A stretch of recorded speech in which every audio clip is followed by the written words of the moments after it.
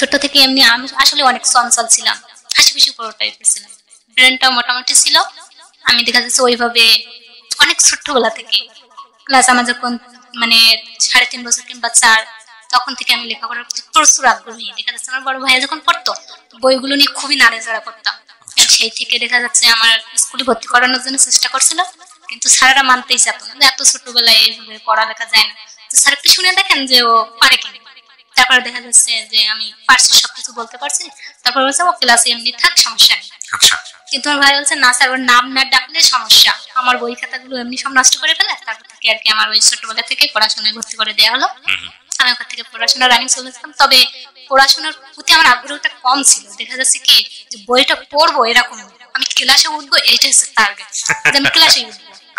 দেখা যাচ্ছে আমি পড়াশোনা আমার ভাই বোনদের থেকে সবসময় ঘুমাই যেতাম, কখনোই পড়তাম না। ক্লাসে কি ঘুমিয়ে যেতেন? ক্লাসে ঠিক না, বাসায় পড়তাম না। তো আমার মা সবার কাছে জিজ্ঞাসা করতো ক্লাসে কি করে, ও কি পারে, স্যার কি মারে? তো না, ও কোনোদিনই স্যারদের কাছে মার খাইনি পড়াশোনার জন্য। আমি আসলে স্যার যখন প্রথম বেস থেকে শুরু করতে পড়াশোনা, তার থেকে আমি পেছন দিকে চলে যেতাম, যে পড়াটা কমপ্লিট করে ফেলতাম এরকম।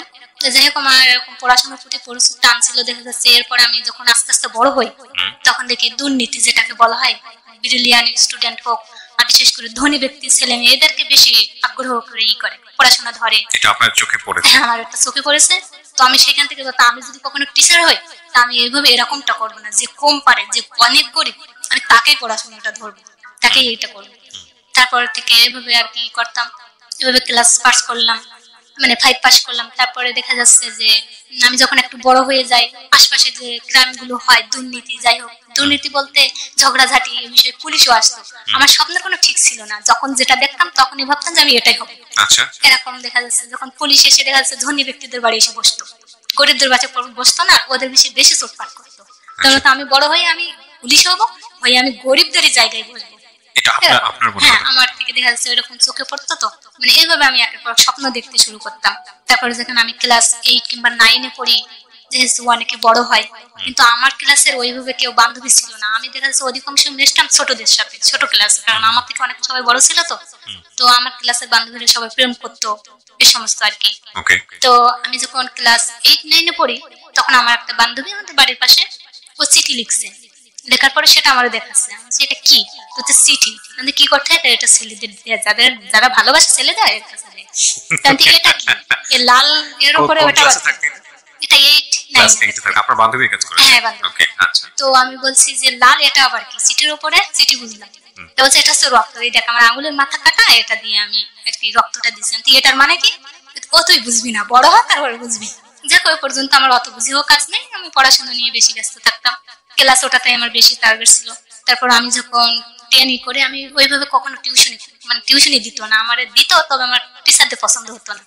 দেখা যাচ্ছে যে 1-2 দিন যে দেখতাম যে গল্প করতো স্যারেরা বেশি অংশে, তো ওইটা আমার পছন্দ হতো না। আমি খালি খালি টাকা ব্যয় হবে, দরকার নেই, আমি পড়তাম না, ওরা পড়তো। এবার ক্লাস শেষে দেখা যাচ্ছে যখন রেজাল্টটা হতো, ওয়াল সাবজেক্টটাই সবচেয়ে রেজাল্টের আগে আসে।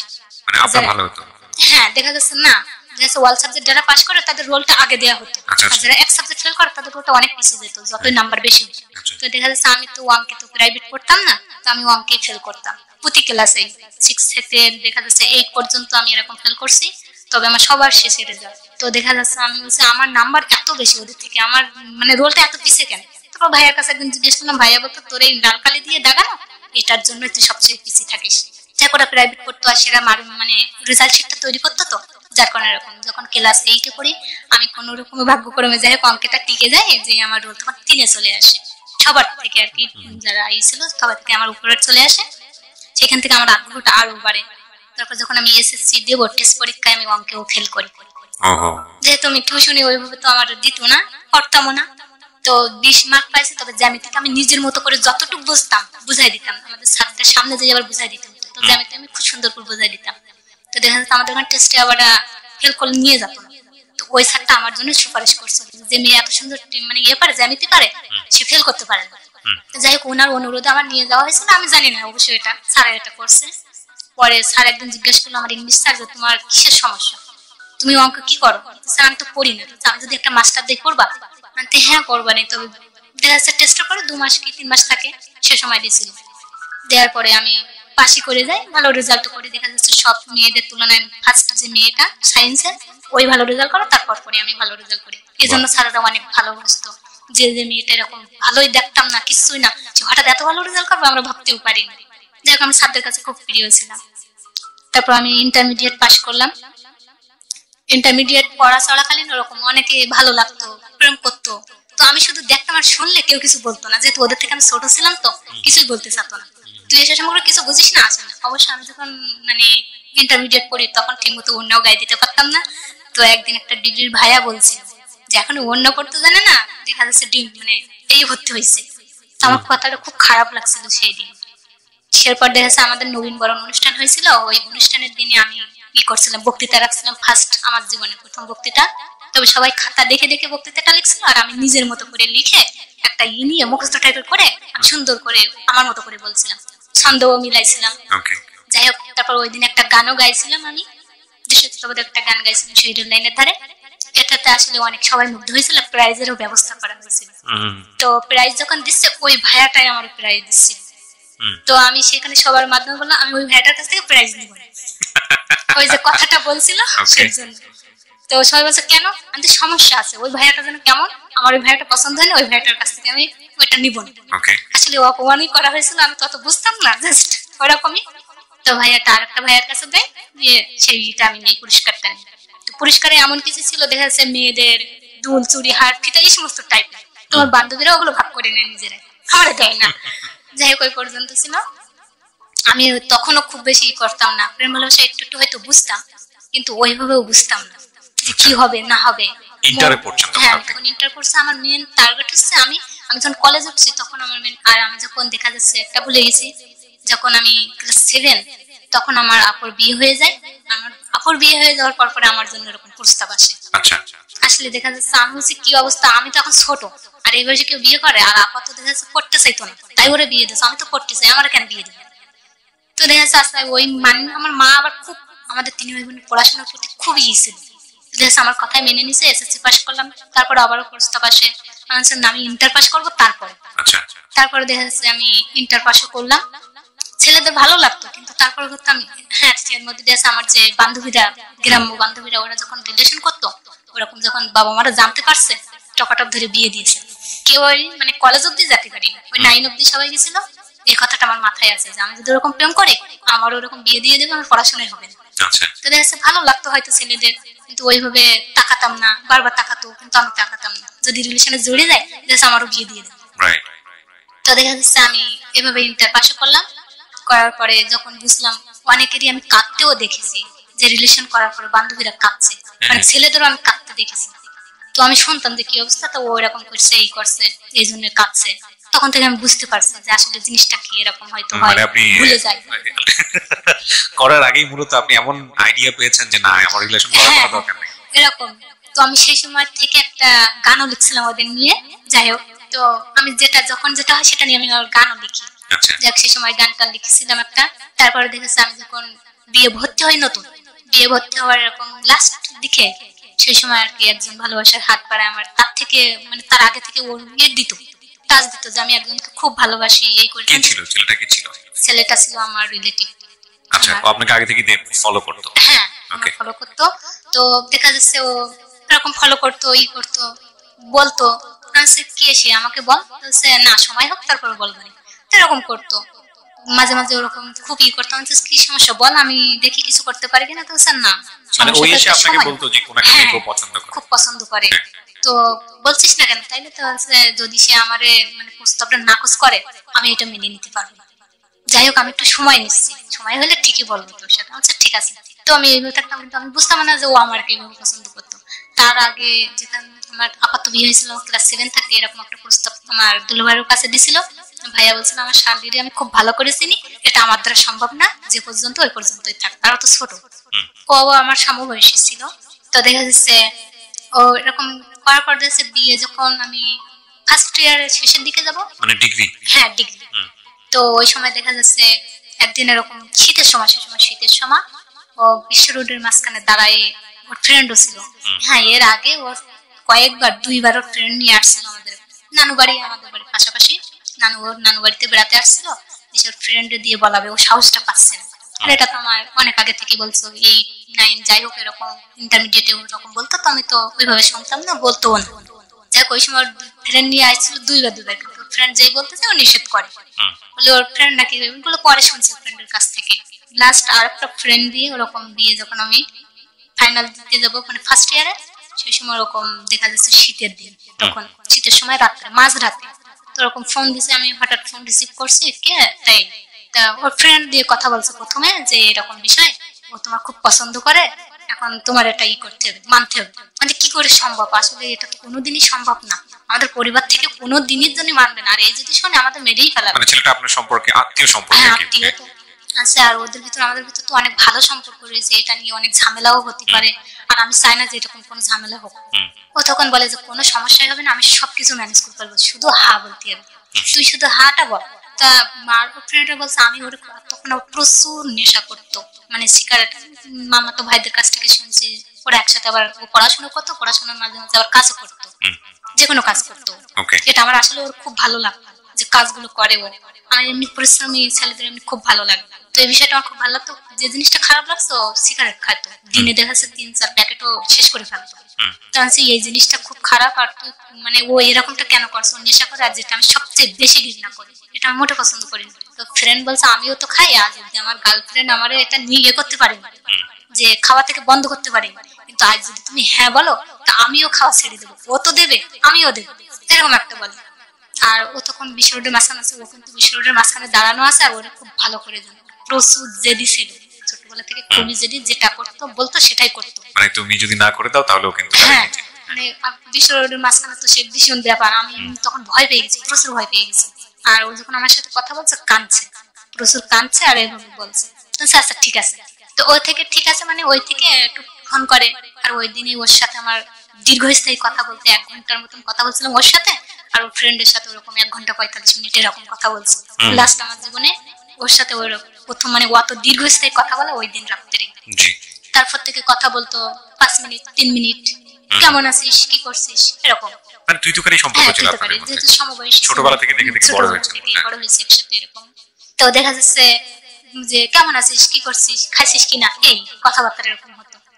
তারপরে আস্তে আস্তে যখন বড় হতে থাকছে, ও তো শুনতে পাতো যেহেতু রিলেটিভ দেখাশোনা প্রস্তাব, কোনো প্রস্তাব আসে না তখন তারা না কোনো প্রস্তাব আসে না, আর যেহেতু রিলেশন তো বুঝলাম, দেখা যাচ্ছে এটা তো কেউ জানবেই না, আর জানলে কিন্তু সমস্যা আছে, এটা কিন্তু জানা যাবে না, জানানো যাবে না, সেই অনুযায়ী আমাদের কাজ করতে হবে প্রচুর। মানে আর দেখা যাচ্ছে আমার থেকে ও সমবয়সী হলেও আমার থেকে 2 ইয়ার নিচে ছিল। আচ্ছা, মানে পড়াশোনার দিক থেকে? হ্যাঁ, পড়াশোনার দিক থেকে আছে। পড়াশোনা আমি যখন বিয়ে করছি ওর তখন জাস্ট ইন্টারমিডিয়েট পাস করি, তারপরে যখন আবার মানে বিয়ে ভর্তি হয় তারপরও আবার লস খায় এরকম, যেহেতু কর্ম করতো তো ও ওরকম মানে প্রাইভেট পড়তো না, ব্র্যান্ডও ভালো ছিল, দেশে কাজ করতে যেত, ওখান থেকে ফর্ম ফিল আপের টাকা পাঠাতো, বাড়ির দিকে ফর্ম ফিল আপ করতো না। ওর প্রতি একটু অবহেলা দেখেছি আমি ফ্যামিলি থেকে। মোটামুটি ভালো ছিল, কিন্তু ওর প্রতি যেন গুরুত্বটাই ছিল না খুব বেশি ফ্যামিলি। বড় বোন ছিল ওর, মেজো, ছোট একটা ভাই ছিল। তো দেখা যাচ্ছে পড়াশোনাটা সুন্দরভাবে আমার মতো এরকম চালায় যাতে মানে কোনো সমস্যাই না হয় ফ্যামিলি থেকে মেনে নিতে।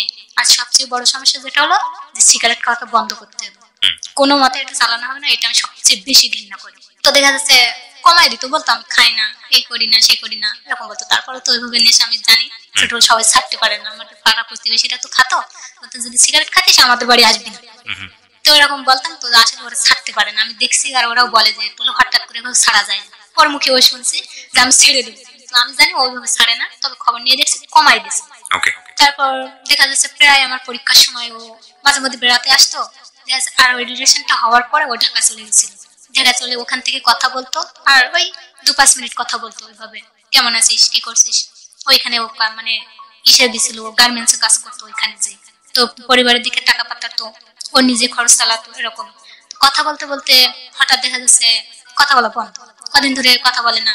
প্রায় ফোন দিত, আমি কখনোই ফোন দিতাম না, ওই ফোন দিত, হয় সকালে না হয় বিকালে না হয় দুপুরে, মানে প্রতিদিনই ফোন দিত যে কোনো টাইম।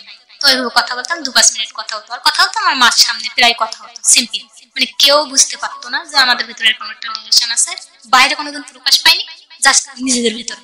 আর জানার মধ্যে ওই ফ্রেন্ডটা জানতো আর আমি জানতাম। জানার পরে দেখা যাচ্ছে এখানে 2-3 বছর পরে আমার একটা বান্ধবী জানতে পারে, বান্ধবীর সাথে ও বলছে, আমি কিছু বলিনি, ওই বলছে, কারণ আমি এইভাবে জানতাম না গ্রামে যদি এটা জানাজানি হয় খুব সমস্যার ভিতরে পড়ে যেতে হবে। আর আমরা এমন একটা পরিবার দেখা যাচ্ছে গরিব, কিন্তু আমাদের সম্মানটা ওখানে অনেক বেশি, খুবই বেশি। আমার আব্বা দাদু খুবই সহজ সরল ছিল, তারপর আমার ভাইয়া আপু তো এরকম তার ছিল না। যেহেতু এরকম যদি আমার কোনো সমস্যা হয় আমার পরিবারের কাছে মান সম্মানের ব্যাপার স্যাপার সবাই বলবে যে উনি প্রেম করে। ছোটবেলা থেকে আমার এরকম ইচ্ছা ছিল, যখন থেকে বুঝতে পারছি জিনিসটা কান্নাকাটি করে মানুষ, তখন থেকে আমি এটা করতাম যে যাকে ভালোবাসবো তাকেই বিয়ে করবো, আর দরকার হলে আমি প্রেমই করবো না, দেখে বিয়ের পরে প্রেম করবো। এরকম যখন আমি বিয়ে ফার্স্ট ইয়ারটা থাকতাম বুঝতে শিখেছি তখন থেকে। এই জন্য এসবগুলো আমি কাউকে জানাতে দিতাম না যে মান সম্মানের ব্যাপার। তো দেখছে ওই কথা বলতো, ওইভাবে জানাজানি হয় না। তো যখন করতো যে আজ দেখা যাচ্ছে আমরা একটা রিলেশনে জড়াইছি, আজ আমি কত দূর এই সমস্ত কথা বলতো। তো হঠাৎ একদিন কথা বন্ধ, কথা বলে না। তো আমি বাসায় ওইভাবে ওর কাছে তো ফোন দিই না, ফোন অনেকদিন 5-7 দিন পরে ফোন দিছি, দেখি ফোন সুইচ অফ যায় না। তারপরে আমি ওর বড় বোনের কাছে ফোন দিই, কেমন আছো আপু, কি করছো? কিন্তু ওই যে চোরের মন পুলিশ পুলিশ ডাইরেক্টলি ওরে বলতাম না যে ও কেমন আছে, যদি কিছু মনে করে, অবশ্য মনে করবে না, তারপরে চোরের মন পুলিশ পুলিশ যদি কিছু মনে করে কেমন আছে, তা হ্যাঁ ভালো আছে। ফোন টোন করে তো সে মাঝে মধ্যে করে, অনেকদিন পরে পরে দেখা যাচ্ছে 1 মাস 1.5 মাস পরে যখন ফোন করেন, কি ফোন বন্ধ ছিল, আমার ফোনটা আসলে আমার বসের ফোনটা সমস্যা হয়েছিল, তা আমার ফোনটা আমার বস ব্যবহার করতো। তো আচ্ছা ঠিক আছে, এই জন্য আর কি।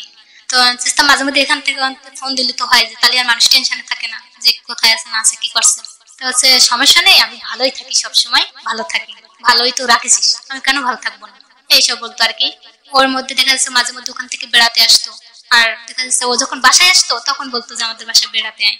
তো দেখা যাচ্ছে ওই সময়টা আমি যেতাম না, কারণ আমি আর বিশেষ রিলেশনটা করার পরে আমি শুধু ওই ভালো মন্দটাই জিজ্ঞাসা করতাম, বেশি জড়াতে চাইতাম না। কিন্তু ও একদিন মনে হয় বুঝতে পারছো হঠাৎ পেরে বলছে কি, তুই কি শুধু আমার সাথে অভিনয় করছিস আমার ভালো করার জন্য? যদি মনে করিস সেটা অভিনয় করছিস, জীবনে সবচেয়ে বেশি বড় ভুল যদি করে থাকিস ওইটাই করবি তুই, এরকম বলছে। তখন আমার ভীষণ খারাপ লাগছে যে আসলেই তো আমি চাচ্ছিলাম যে আস্তে আস্তে ভালো হয়ে উঠুক, কারণ ওর দেখা যাচ্ছে আমি তো রিলেশনের ভিতর জড়াতে চাচ্ছি না, রিলেশন করে আমি বিয়ে করারও ইচ্ছাও নেই। তো প্রথমত ওরকম কথা, কিন্তু ওর কথাটা শোনার পরে আসলে আমার খারাপ লাগছে, সত্যি সত্যি যদি কিছু করে বসে থাকে যাই হোক ভালোভাবে কথা বলতাম।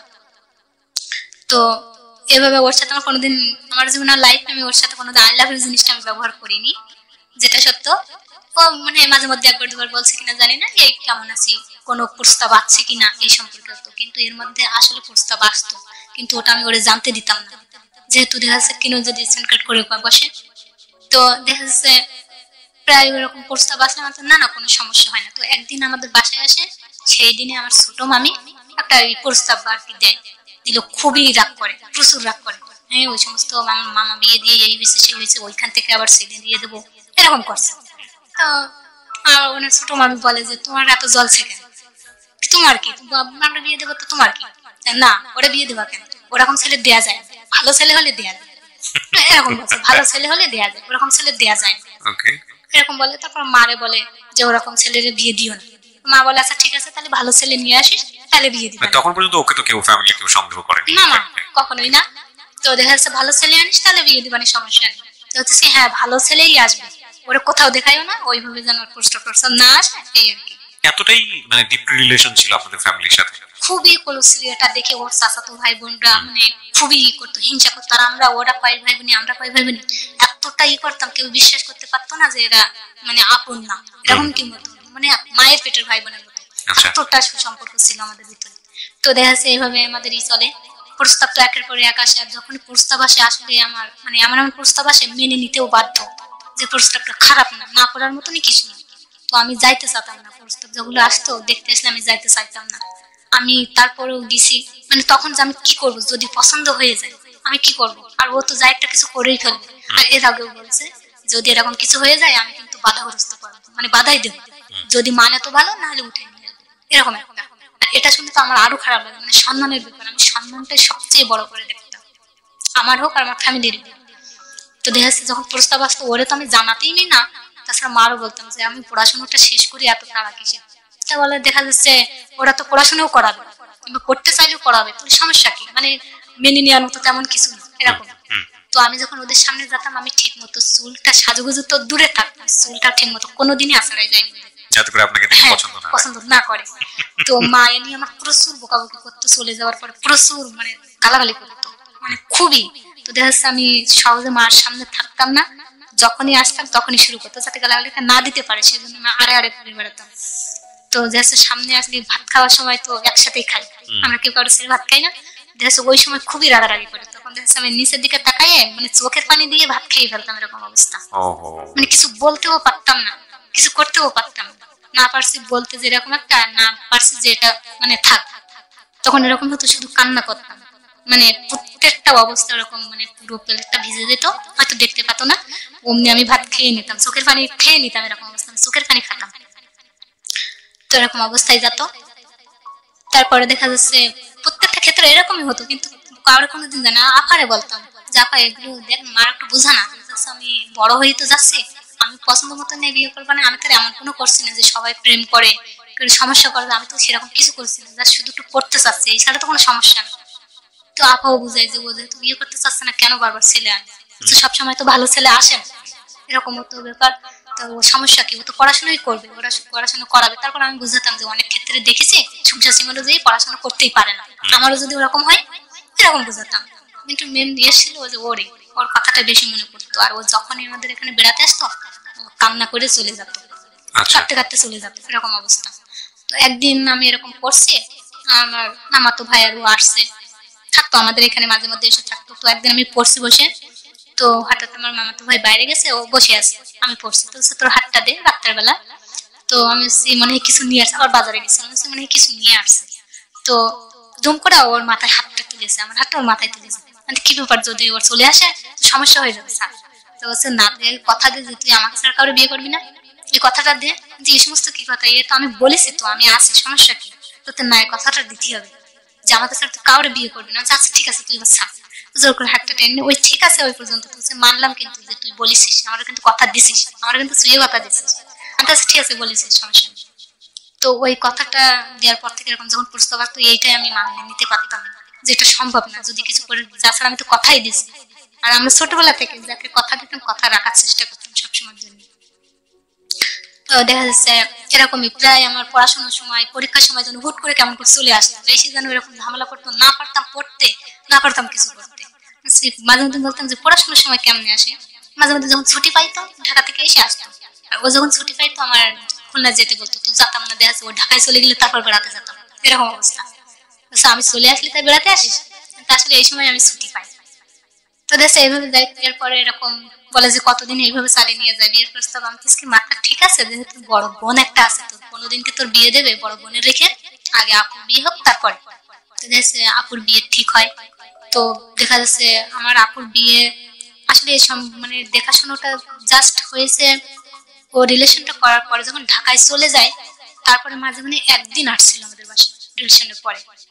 তারপরে আর লাস্ট দীর্ঘদিন বিয়ে, ও যখন 6 মাসের পর মাথায় আর কি করে যোগাযোগটা বন্ধ করছিল, এ নিয়ে আমি এর বাদে কয়েকবার গেছি, কিন্তু ওইভাবে যোগাযোগটা করতো না, মাঝে মধ্যে করতো। তো দেখা যাচ্ছে ওই আপুর বিয়ের সময় গেছি, যাওয়ার পর ও বলছিল যে তুই আসবি না আপুর বিয়েতে, আমি কি না আমি যাবো না। কেন যাবি না, এমনি যাবো না। তুই আর না আসলে তো আমাদের বিয়েটাই হবে না, আপুর বিয়েটাই হবে না। কিন্তু অলরেডি খালু আমাদের নিতে চলে আসছে, 1 সপ্তাহ আগে, বিয়ের 1 সপ্তাহ আগে আমাদের নিয়ে গেছে, নানিরা আমারে নিয়ে গেছে। যাওয়ার পরে বিয়ের দিনে আর কি ও তো আসে, আসার পরে ও মাঝে মধ্যে প্রচুর করতো, সমস্যা করতো, মানে ফ্যামিলিতে প্রচুর ঝগড়াঝাটি করতো ওদের, মানে ওর বাবার ভিতরে ওর ভিতরে কোনোদিনই নিজেদের ফ্যামিলিতে বিশেষ করে ওর বাবার সাথে ওর মোটেও মানে হতো অ্যাডজাস্ট হতো না, এনার মত ওনার মত মোটেই খাটতো না, এরকম এই নিয়ে প্রচুর ঝগড়াঝাটি হতো। তো দেখা যাচ্ছে বিয়ের দিন ওরকম সমস্যা হয়েছে, বিয়ের আগের দিন সম্ভবত গায়ে হলুদের দিন প্রচুর ঝগড়াঝাটি করছে কারোর সাথে, এই নিয়ে ওর বাবার সাথে আর কি ঝগড়াঝাটি করছে খুবই। তো দেখা যাচ্ছে আমি এই সময় ও রাগ করে চলে যাচ্ছে, প্যান্ট ট্যান্ট গোছাই নিয়ে যায়, আমি ঢাকা চলে যাবো। তো এই সময় ওই অবস্থা দেখে তো আমার কিছু করার নেই, আমিও তাড়াতাড়ি ব্যাগগুলি গোছাচ্ছি, দেখা যাচ্ছে ওর চলে যাচ্ছে। আর একটা বাসা থেকে এরকম রাগারাগি হলে তো ওর ফ্যামিলিও তো খারাপ লাগবে এই জিনিসটা, যাচ্ছে হঠাৎ করে বিয়ে, আর মানে মেয়ের বড় ভাই সে যদি চলে যাওয়ার ব্যবস্থাগুলো ওই করছে সবকিছু, মানে বিয়ের ইয়েগুলো ওই করছে। তো দেখা যাচ্ছে ও যখন গোছাচ্ছে আমিও, তুই গোছাচ্ছিস কেন, যে বাড়িতে এরকম সমস্যা হয় যে একজন চলে যাচ্ছে সে বাড়িতে, তাই এমনি আমার ভালো লাগবে না, বিশেষ করে আমি তো এসবগুলো পছন্দই করি। তো এ মনে করে ও আর গোছায় না, ওর থেকে যায়, হ্যাঁ ওকে আটকানোর জন্য জাস্ট। তো দেখা যাচ্ছে ও আর যায়নি, ব্যাগগুলো রেখে দিল, যায়নি। তারপরে আমি আমার আপুটার বিয়ে হয়েছিল, মানে কবুলপুরে রাখছিল, শাড়িটা হয়নি, আর এই শাড়িটার সময় ও আর কি এই এটা হচ্ছে। তোর আগে যেদিন ওরকম ঝগড়াঝাটি হচ্ছে সেদিন আপুর বরটা ওখানে ছিল। তো এর মধ্যে আনছে একটা মানুষ আছে, ওদের বুঝাচ্ছি আমি, ওনার বাবারও বুঝাচ্ছি, ওরা বুঝাচ্ছি একটা মানুষ আছে এর ভেতরে, তোমরা এরকম অবস্থা কেন করছো, এই সমস্ত কি? তো কিছু বলে না, কেউ কিছু বলে না, ও আমার কথা কেন মেনে নেয়? কি দুজনেরই তো মত আলাদাই আলাদা, তাহলে কেমনে মেনে নেবে এই সমস্ত? যাই হোক থাকে, এটা হয়। তো ওই বিয়ের দিন রাত্রের বেলা কথা বলতে যাচ্ছে টুকটাক 5 মিনিট 2 মিনিট এরকম ফোনে হতো, আর তো দীর্ঘদিন তো কথা হতো না, তো ফোনই করতো না। তো ওই দিন রাত্রে দেখা যাচ্ছে পেঁয়াজ আনিছে প্রায় মানে 30 কেজির মতো, যেহেতু শাদী হবে। তো সবাই আর কি ঘুমাই পড়ছে, মানে কাজ করতে করতে সব ঘুম, ও আর আমি ওই পেঁয়াজ ছিলছি আর কুটছি, মানে কোচাচ্ছি। তো গল্প করতে করতে দেখা যাচ্ছে ওই 30 কেজি পেঁয়াজ পুরো কুটে ফেলছে। সবাই ঘুম, আস্তে আস্তে আমার যে আপুটা বিয়ে, ওই আপুটা লাস্ট যে ঘুমাইছে, আমরা দুজনই সারা রাত ঘুমাইনি, আপুও ছিল সাথে। তারপরে আপু ঘুমাই পড়ছে আর আমরা দুজনেই সারা রাত পেঁয়াজ কুটে সব কুটে ফেলছি। তারপরে শেষ রাতের দিকে এসে বলছে কি করছিস, সেগুলো তো লাগবে না, এগুলো তো নষ্ট হয়ে যাবে। আসলে বুঝতে পারিনি, মানে সাথে সাথে এতটা ভালো লাগছিল যে কুচে ফেলছি, সব আমরা খেয়াল করিনি। তারপরে দেখা যাচ্ছে এরকম কুচে ফেলছি। ওই দিনে আমাদের ভিতরে সরাসরি যে আলাপটা, দীর্ঘ সময় কথা বলা, ওইটাই মনে নেই যে আসলে পাইছিলাম কিনা। তো দেখা যাচ্ছে ওই পেঁয়াজ গুলো কুচে ফেলছিলাম। ওই দিন অনেক কথা বলছিলাম যে আমি কলেজে কি করছি না করছি, আমার কলেজে কেমন হতো না হতো, অনেক গল্প বলছি। ফ্রেন্ডরা এই সেই মন খুলে কথা বলা, হ্যাঁ মন খুলে যে কথা বলা, এই করি সে করি, এই সমস্ত মানে চড়ুইভাট্টা, মানে আমার গল্পগুলো বলেছি। ওই দিন রাত্রে শুনছে, শুধু শুনেই গেছে। তারপরে দেখা যাচ্ছে ওইভাবে মন খুলে কথা বলার, ওই দিনই ওর সাথে কথা বলা যেটা, ফোনে কথা বললো 2-5 মিনিট, তারপর তো ফোন তো করতো না মাঝে মধ্যে। ওই দিন থেকে জাস্ট ওই কথা বলার পরে দেখা যাচ্ছে ওর পর ঢাকা চলে গেছে, আমি তো আমার বাসায় চলে আসতাম। তো ওই বিয়ের সময় যখন আসছিল তখন বলছিল কি তুই ভুলে গেছিস সব? আমি কি বলবো, ভুলে তো তুই গেছিস, তুই তো ফোন টোন করিস না। যে আসলে আমার খুব কষ্ট হয়, আমি যখন উপরে মানে ঢাকা থাকি তখন তোর সাথে যখন কথা বলে আমার খুব কষ্ট হয়, এই জন্য আমি কথা বলতাম না। তো আচ্ছা ঠিক আছে, মানে যা বলতো আমি তাই মনে করতাম, সব তো জানিও না যে প্রেমটা আসলে কেমন হয় কি হয়। যাই হোক, ঘুরতে যাওয়া, একসাথে কোনোদিন ঘুরতে যাওয়াও হয়নি, যে একসাথে দুজন ঘুরতে গেছি এরকম কোনোদিন হয়নি। তবে আপুর বিয়ের মানে যখন ওখানে ছিলাম, ওখান থেকে 3-4 দিন পরে আর বিয়ের আয়োজনটা বলতে গেলে, মানে আমি তো 7 দিন আগে নিয়ে গেছে আমার, টোটালি আয়োজনটা আমি ওনাকে করছি, মানে সমস্ত বিয়ের দিনটা সব গোছ গাছ কি করতে হবে না করতে হবে এই নিয়ে, আর ওই ছিল আর আমি ছিলাম। তো আমার সবচেয়ে বেশি খারাপ লাগতো, ওদের জন্য আমি অনেক কিছু করতাম। যাই হোক, তো বিয়ের সময় যেটা আমার খুব খারাপ লাগছিল, ওই বিয়ের দিনটা আমার আপুটা অনেক ভালোবাসতাম, নিজের বোনের মতো মনে করতাম, কিন্তু বিয়ের দিনে সমস্ত দায়িত্বটা আমার উপর দেখেছে, যার যা টাকা পয়সা আছে সবগুলো আমার কাছে রাখা। ওর সবার আস্থার জায়গা, হ্যাঁ, চাচাতো ভাই এর বিয়ের ছিল, আর তো টাকা তো ঋণ করে আনছিল ব্যাংক থেকে, লোন নিয়ে আপুটার বিয়ে হয়েছিল 50,000 টাকা লোন নিয়ে। তারপর চাচাতো ভাইদের কাছ থেকে 30,000 টাকা লোন নিয়ে বিয়েটা করা হয়েছিল। তো দেশে সমস্ত টাকা পয়সা গুলো আমার কাছে দিয়ে হয়েছে, যার যেটা লাগছে তখন, মানে আমি এতটাই ব্যস্ত যে বিয়ের যে অনুষ্ঠানে যে মজা, সেই মজাটাই আমি করতে পারছি না এরকম একটা। তো দেখা যাচ্ছে ওরকম হচ্ছে, এ টাকা চাচ্ছে, ওই করছে এই করছে, কিন্তু আমার আপুর গায়ে হলুদ হয়েছে সেদিন মোটামুটি আনন্দটা একটু হলেও করছি কাজে ফাঁকে। কিন্তু বিয়ের দিনটা দেখা যাচ্ছে আপুর বিয়েটা নিয়ে বান্ধবীরা সবাই মজা করছে, আমার বোনেরা গেছিল, মামা তো বোন টোন, এরা সবাই ব্যস্ত আছে। আমার আপু একবার আমার ডাকছে না যে তুই কাজ করা বাদে এখানে আয়, সবাই তো এখানে আছে। তারপর পার্লারে আপুর সাজাতে নিয়ে গেছিল, তখনও মানে আপুর ভিতরে নেই, আমি শুধু কাজই করে যাচ্ছি, যে যা করছে আমি শুধু কাজে দেখে যাচ্ছি। তারপরে বিয়েটা হয়েছিল কমিউনিটি সেন্টারে হয়েছিল বিয়েটা। তো বিয়ের দিন দেখা যাচ্ছে সবাই গোসল গোসল করে সবাই কমিউনিটি সেন্টারে চলে গেছে। তো যাওয়ার সময় ও বলে যাচ্ছে যে তুই একটু তাড়াতাড়ি আসিস, যেহেতু বিয়ের উপহারটা তো দেয়, এগুলো তোর লেখা লাগবে। তখন তো আচ্ছা ঠিক আছে। এবার আমি যখন বাসায় গোছাচ্ছি দেখি আমার মাও তো গেছে, খালা আছে, ওনার ফুপুরা আছে, তো ওই অবস্থাতে আছে, এরা কেউই যাচ্ছে না। তো এটা আমার দেখে খারাপ লাগে, আমি এমন চাই সবাই মিলে আনন্দটা করতে, কিন্তু এরা কেউই যাচ্ছে না। আমি তখন বললাম আচ্ছা তোমরা এখনো কেন যাও না, সবাই তো চলে গেছে, তোমরা কেন আসো? দেখা যাচ্ছে মাছ আছে, এরা না গেলে কি হয়, অনুষ্ঠানটা কি জমে? আমি ওদেরকে পাঠাই দিছি, খালা গেছে গোসল করে, আম্মু গেছে, তারপরে ওনার ফুফু গেছে। এরা দেখা যাচ্ছে বাড়ি থেকে তো যাওয়া যায় না, আর দেখা যাচ্ছে যে স্বাদের যে অনেক কিছু মানে গোশ এসবগুলো বেশি ছিল, যেগুলো এরা দেখা এগুলো মানে ই করে ঠিকঠাক রান্না মানে রেখে দেওয়ার মতো এরকম অবস্থা করে তারপরে যাবো। তোমরা যাও, আমি এগুলো করে আসছি। আসলে অনুষ্ঠানে এরকম মা এটা না থাকলে কি অনুষ্ঠানই হয় না। তো আমি চাচ্ছিলাম যে আমি না যেয়ে ওদেরকে, আমি যেয়ে ওদেরকে বাসায় রাখতে আমার একটা ভালো লাগছে না। তো বললাম যে হয়তো তোমাদেরই খোঁজ করছে বারবার, এরকম হতে পারে, তো তোমরা গোসল করে তাড়াতাড়ি চলে যাও। আর এর আগে দেখা যাচ্ছে আমার আপু যখন মানে কলমা দেওয়া ছিল বিয়ের আগে তো আসতো, তো দেখা যাচ্ছে আমি প্রায় ভাইয়াটারি করতাম আপুর বরটারে, যে আসলে শরবত দিয়া এই দিয়া কখন কি প্রয়োজন না প্রয়োজন এগুলো খুব ইয়ে করতাম। তো ওই দিনই ভাইয়াটা বারবারই, আর কেউ বলুক না ভাইয়াটা বারবারই বলছিল যে সবাইকে দেখছি ওকে কেন দেখছি না, ও নেই কেন। তো এটা অবশ্য কারোরই মাথায় নেই। যাই হোক সবাই চলে গেল, আম্মু গেল, খালা ওরা সবাই গেছিল, আমি শুধু বাড়ির ওইগুলো সবকিছু রান্না বাড়া ঠিকঠাক করে রেখে দিয়ে সুন্দর করে গোছাই তারপরে গেছি। তো এতটা দেরি হয়ে যাচ্ছে, তখন দেখা যাচ্ছে খাবার শেষ পর্যায়ে ওখানে কমিউনিটি সেন্টারে। তো আমি দেখা যাচ্ছে শ্বাসকষ্ট দূরে থাক, মানে ওই দিনই মানে চুলটা ঠিক মতন, কাপড়ও সুন্দর, পরারও টাইম নেই, যে কোনো একটা পরে বরকা পরে ছুট দিয়েছি, এরকম অবস্থা। যে তারপরে দেখা যাচ্ছে মিষ্টি টিষ্টি দেয় ভাইয়াদের, শেষ পর্যায়ে ওগুলো দিলাম, দিয়ে তারপরে বাসায় চলে আসলাম। তো ওই দিন আসল প্রচুর দেখেছে, আপুর সাথে একসাথে থাকতাম তো খুবই ই করছিলাম। তো থাকার পরে চলে আসলাম ওখান থেকে, 3-4 দিন পরে যখন আপুর এমনি তো হিমশিম 7 দিন আগে নিয়ে আসছে, ওই দিন প্রচুর সব কাজ কামি করা এই নিয়ে সবই করলাম, বোরিং লাগছিল খুবই। আপুর যখন শ্বশুর বাড়ি ছিল, তো আমি ওর বললাম যে ঘুরতে যাবি, তো বলছে হ্যাঁ। ও খুব খুশি হয়েছিল ওই দিনটা, আসলে ঘুরতে যাওয়ার কথাটা শুনে প্রচুর খুশি হয়েছিল। তা বলছে হ্যাঁ যাবো, কখন বেরোবো? তো এখন দেখা যাচ্ছে এখন তো হাতে কাজ নেই, সময় আছে, তো চল। তো আচ্ছা ঠিক আছে, তুই আগে যা, আমি পরে আসছি, যেহেতু একসাথে দেখলে কি ভাববে না ভাববে। তো ও গেছে, যে রাস্তায় দাঁড়ায় আছে, ওর আমি রেডি হচ্ছি, এর মধ্যে আমার একটা মামা গেছে, কি যেন কাজে খুলনা গেছে, মামা উঠে গেছে। এই সময় তো আবার যাওয়া যাবে না, মামা হয়তো অনেক পর জার্নি করে এসে আবার সেগুলো ই করে আবার মামারে খাওয়া দেওয়ার ব্যবস্থা করলো। এতে করে দেরি হয়ে গেছে, ও তখন পায়চারি করছে নাকি রাস্তায়। তো রেডি হয়ে আমি কিভাবে যাই না করি বেরোতেই পারছি না, হয়তো ওয়েট করছে। তারপরে গেছি যে দেখি বাড়ির পাশে ঘুরছি, এখানে ঘুরছি করছিস কেন? আমি তো বললাম তো সামনের দিকে যাইতে। তো বাচ্চা থাক, সমস্যা নেই বলে দুজনে গেছি। কিছু দূর যাওয়ার পরে আপু ফোন করছে যে আমরা আসছি। তারপর আমরা ওই কিছু দূর যাওয়ার পরে আপু আর ভাইয়া আসলো, ওই কিছু দূর গেছিলাম, যাওয়ার পরে ওখান থেকে দাঁড়াইয়ে আপু আর ভাইয়ারে নিয়ে বাসায় চলে আসলাম। ওই আসছে ঘুরতে যাবো, আমাদের দুজনে একসাথে ঘুরতে যাবো। ওই আধা ঘন্টা কান ঘুরছিলাম, ঘোরার পরে চলে আসছিলাম।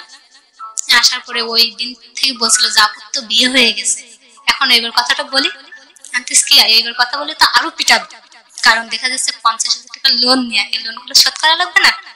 আমার বিয়ে করলে তখন তো আমার একটা খরচ থাকে, তখন এটা কিভাবে সামলাবে? তা আপুর এই ঋণগুলো আগে শোধ হোক, তারপরে।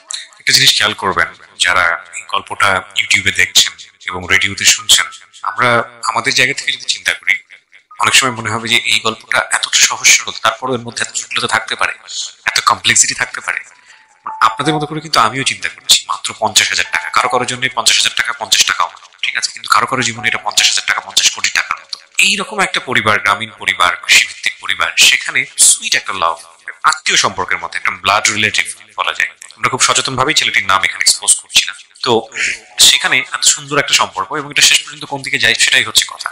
চলুন তারপর কি হলো? তারপরে বললাম যে এই 50,000 টাকা পুরোটাই তোর লোনটা শোধ করা লাগবে। তাহলে এটা তো আমার কাছে কোনো ব্যাপারই না, ঠিক আছে তাই হোক। তারপরে তো শুধু 50,000 না, শুনলাম নাকি চাচাতো ভাইদের কাছ থেকে আরো 30,000 টাকা লোন আছে। হ্যাঁ আছে, ওটাও দেবো। ঠিক আছে, এগুলো দে, তারপরে বুঝবো যে হ্যাঁ তুই একটা যোগ্য ছেলে। কারণ আমার টার্গেটটা ছিল ওর পরিবারের ভিতরে প্রচুর ঝগড়াঝাটি করতো, তো আমি এরকমই চাইতাম যে ও একটা যোগ্য ছেলে হয়ে উঠুক, তাহলে যাচ্ছে সম্পর্কটা মেনে নিতে কোনো সমস্যাই থাকবে না। তো দেখা যাচ্ছে ওই করতো, আবার আমার কথাগুলো শুনতো বেশ। তো দেখা যাচ্ছে ও কি করতো, যখন বাইরে যেত কাজ করতো না করতো, বেশি অংশের টাকা চাইতো বাড়ির থেকে, যখন ঢাকাতে থাকতো টাকা চাইতো। তো ও যখন ঢাকায় থাকতো আমি প্রায় তো বেড়াতে যেতাম ওখানে। তো যাওয়ার পরে খালু আমার বলছে যে ও যেন একটু বাসায় এসে থাকে, আমরা চাচ্ছি না যে ও ওইখানে থাকে। ও যখনই আসে ঢাকা থেকে দেখেছি ওর দিকে তাকানো যায় না, খুবই রোগা, হয়তো খায় না দেয় না, তা হয়তো হতে পারে। তো তোর কথা শুনবে না, তুই বললি ও কথাটা শুনবে না, ও যেন বাড়ি এসে থাকে, আর বাড়ি এসে যেন আমার সাথে কাজ করে। তো সেই মোতাবেক ওই দিনে আমার নানুর সাথে আমি গেছিলাম বেড়াতে, নানু আর আমি একসাথে গেছিলাম। তো নানুর কাছে প্রস্তাবটা দিছিল যে মানে নেওয়ার কথা, এরকম একটা প্রস্তাব দিছিল। তো নানা বলছে এটা তো সম্ভব না, এটা কোনোদিনই হয় না। তো আমাদের বাড়ি এসে যখন এটা বলছে তখন আসলে কেউই রাজি হয়নি, যেটা তো অসম্ভব। নানা কি হয়েছে? তো এরকম ব্যাপার, ধরো এ হয় নাকি, তো অসম্ভব। আমাদের ভিতরে একটা রিলেশন রয়েছে, তা কিন্তু বলছি না, কারোর তো জানাতেই দিই না, এটা অসম্ভব, পাগল হয়ে গেছে নাকি কি বলে। যাই হোক, তো আমি বললাম যে সবাই চাচ্ছে বাড়ির লোকেরা চায় যে দেখেছিস বড় ছেলে বাইরে থাকুক, এটা কেউ চায় না। ওইভাবে বলছি না যে বাড়ি এসে ইনকাম করুক, খালি বলতে চাচ্ছে যে টাকা পয়সা ওইখান থেকে খরচ করা ছাড়া দিচ্ছে না, কিভাবে কি হবে। তো আমি টাকা কাটা না বলে নিয়েছি, দেখেছো পরিবারের বড় সন্তানটা বাইরে থাকলে এমনি কোনো বাবা মারে ভালো লাগে না, একদমই ভালো লাগে না। দেখছো সবাই একসাথে থাকলে সেটা খুব ভালো লাগে। তো আমার মতে দেখা যাচ্ছে এখানে থাকলে খুব ভালোবাসে, মানে ভালো লাগবে, খালার ভালো লাগবে, খালুর ভালো লাগবে। তো আমি চাই এখানে এসে যেহেতু ঋণগুলো শোধ করতে হবে, তো একসাথে করলে তো এমনি তো শুনেছি খালু ভালো ইনকাম করে, তুই ওটা করলে দেখা যাচ্ছে মানে এটা হয়ে যাবে, ঋণটা তাড়াতাড়ি শোধ হবে। তো আচ্ছা ঠিক আছে তাহলে তাই হবে। তো বাসায় আসে, বাসায় এসে ওই একসাথে করে, কিন্তু প্রতিদিনই ঝগড়া হয় খালুর সাথে, ওর সাথে প্রতিদিনই ঝগড়া লাগে, মানে একসাথেই হয় না, এই নিয়ে তোলপাড় হয়। আরে তো আমি এর আগে তো বলছি যে পড়াশোনাটা চালিয়ে যেতে হবে, পড়াশোনা রানিং আছে। তো এর মধ্যে একদিন পরীক্ষার ডেট দেয়, আমি তখন বাসায় ছিলাম। তো হঠাৎ করে কি নিয়ে ঝগড়া হয়েছে জানি না, খালা আমার কাছে ফোন দিয়েছে যে কি সমস্যা, তো ও তো ভাত খাচ্ছে না, পরীক্ষাও দিতে যাবে না। যে কি সমস্যা ও তো জানি না, কি নিয়ে ঝগড়া হয়েছে, পরীক্ষা দিতে যাবে না। তো আমি ফোন দিয়ে আমি তেমন কিছু বলতাম না, শুধু বলতাম যে এগুলো আমার ভালো লাগে না, আমার এটা সহ্য হয় না, আমার খুব খারাপ লাগে, আর কত কষ্ট দিবে, এরকম বলতাম। যে অত কথা আমি কিচ্ছু জানতে চাই না, এখন ভাত খাবে, সোজা পরীক্ষা দিয়ে আসবে, তারপরে কি হবে না হবে পরে ভাবা যাবে। তো দেখা যাচ্ছে ওই মুহূর্তে ভাত খেয়ে চলে যায়, পরীক্ষাটা দিয়ে চলে আসে, মানে কোনো কিছু হলে আমার জানাতো, ফ্যামিলি থেকে জানাতো। হ্যাঁ, ওর ফ্যামিলি থেকে, মানে ফ্যামিলি বুঝতো যে আপনি কথা বললে ও শুনবে। আচ্ছা, ভেরি ইন্টারেস্টিং। প্রায় কোনো কিছু হলে এরকম বলতো। তারপর আমি বলতাম যে পরিবারের ঝগড়াঝাটি না করে একসাথে কর, আর এরকম আমি একদিন তারপরে এরপরে দেখা যাচ্ছে প্রস্তাব তো আসে, এর মধ্যে আমি আস্তে আস্তে বিয়েটা কমপ্লিট করি। ডিগ্রি পাস কমপ্লিট হয়ে যায়। হ্যাঁ, ডিগ্রি পাস কমপ্লিট হয়ে যায়। আর এটা হওয়ার পর তো প্রস্তাবটা আরো আসা শুরু করে, যেহেতু বিয়ে পাস করছি, অনেক বড় হয়ে গেছি, আর গ্রামের দিকে মানে ওই যে বললাম সব প্রেম করছে, দেখা যাচ্ছে 14 বছর 15 বছর এরকম বিয়ে শাদী হয়ে গেছে, মোটামুটি বাচ্চা কাচ্চা হয়ে গেছে। হ্যাঁ, তখন আমি একমাত্র এরকম। এবং গ্রামে কিন্তু এই জিনিসটা অনেক ভালো চোখে দেখা হয়। হ্যাঁ, মোটেও না, বয়সে গেছে নিয়ে আমার ফ্যামিলিতেও বলতো তো ও যেহেতু পড়াশোনা করছে তো সমস্যা কি, আর আমার মেয়ে তো এরকম কিছু করছে না, আমাদের খুব তাড়া দিতেন। তারপরে ভালো প্রস্তাব আলে ওরা শুনতো না, দেখাচ্ছে দেখাতো যেহেতু এটা হতে পারে, সবসময় তো আর আসে না।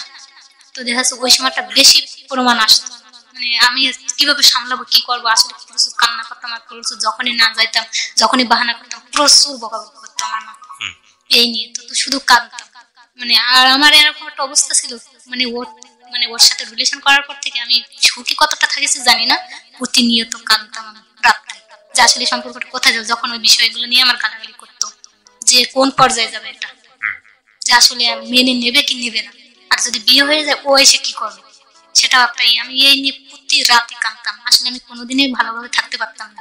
The thing is that আমরা জীবনে যা ভাবি, আমাদের জীবন ইকুয়েশন গুলো কিন্তু অনেক সময় এমন ভাবে উপস্থিত হয় যে ভাবনার আশেপাশে অনেক, উনি ভাবছেন এটা, এই দুটো অ্যাঙ্গেলের বাইরে কিন্তু আমরাও কিছু ভাবছি না, কিন্তু ঘটনা কোন দিকে গেছে এটা খুব ইন্টারেস্টিং। বলেন। তারপর দেখা যাচ্ছে আমার ফ্যামিলি যাতে বিয়ের চাপ না দেয়, এই জন্য দেখা যাচ্ছে আমার ফ্যামিলিতে যত প্রকারের কাজ আমি এক এক করে সব শিখে ফেলছি। আমার মা যেটা না পারে, আমার আপু যেটা না পারে, আমি সে কাজগুলো শিখে, মানে মেন্টালি প্রিপারেশন নিয়েছেন ওর ঘর সংসার করার জন্য। ঘর সংসারে দেখা যাচ্ছে সব, মানে মোট কথা আমি যেন মারে হেল্প করতে পারি, এটাই আমার টার্গেট ছিল। দেখা যাচ্ছে কোনো কষ্টের কাজগুলো আমি করতে দিতাম না, যেটা সহজ সেটা মারে দিতাম। এমনও হয় দেখা যাচ্ছে মা বসে থাক, আমি যেন কাজটা করি, এরকম। তারপরে আস্তে আস্তে বাবার কাজও শিখে গেলাম, মানে আমাদের বাবা তো কৃষক, কৃষকের যতগুলো কাজ আছে টোটালি সব, যে কাজগুলো দেখা যাচ্ছে একটা ছেলেও পারে না, সেগুলো আমি শিখে নিয়েছি আস্তে আস্তে। তো দেখা যাচ্ছে ওর ভিতরে সবচেয়ে যে ধানের মাথাগুলো কাটে, ওটা সবচেয়ে বেশি কঠিন যে কাজটা। তো ওই সময় আমার আব্বার পা কেটে যায়, আর সেই সময় ধানটা হয় আর কি।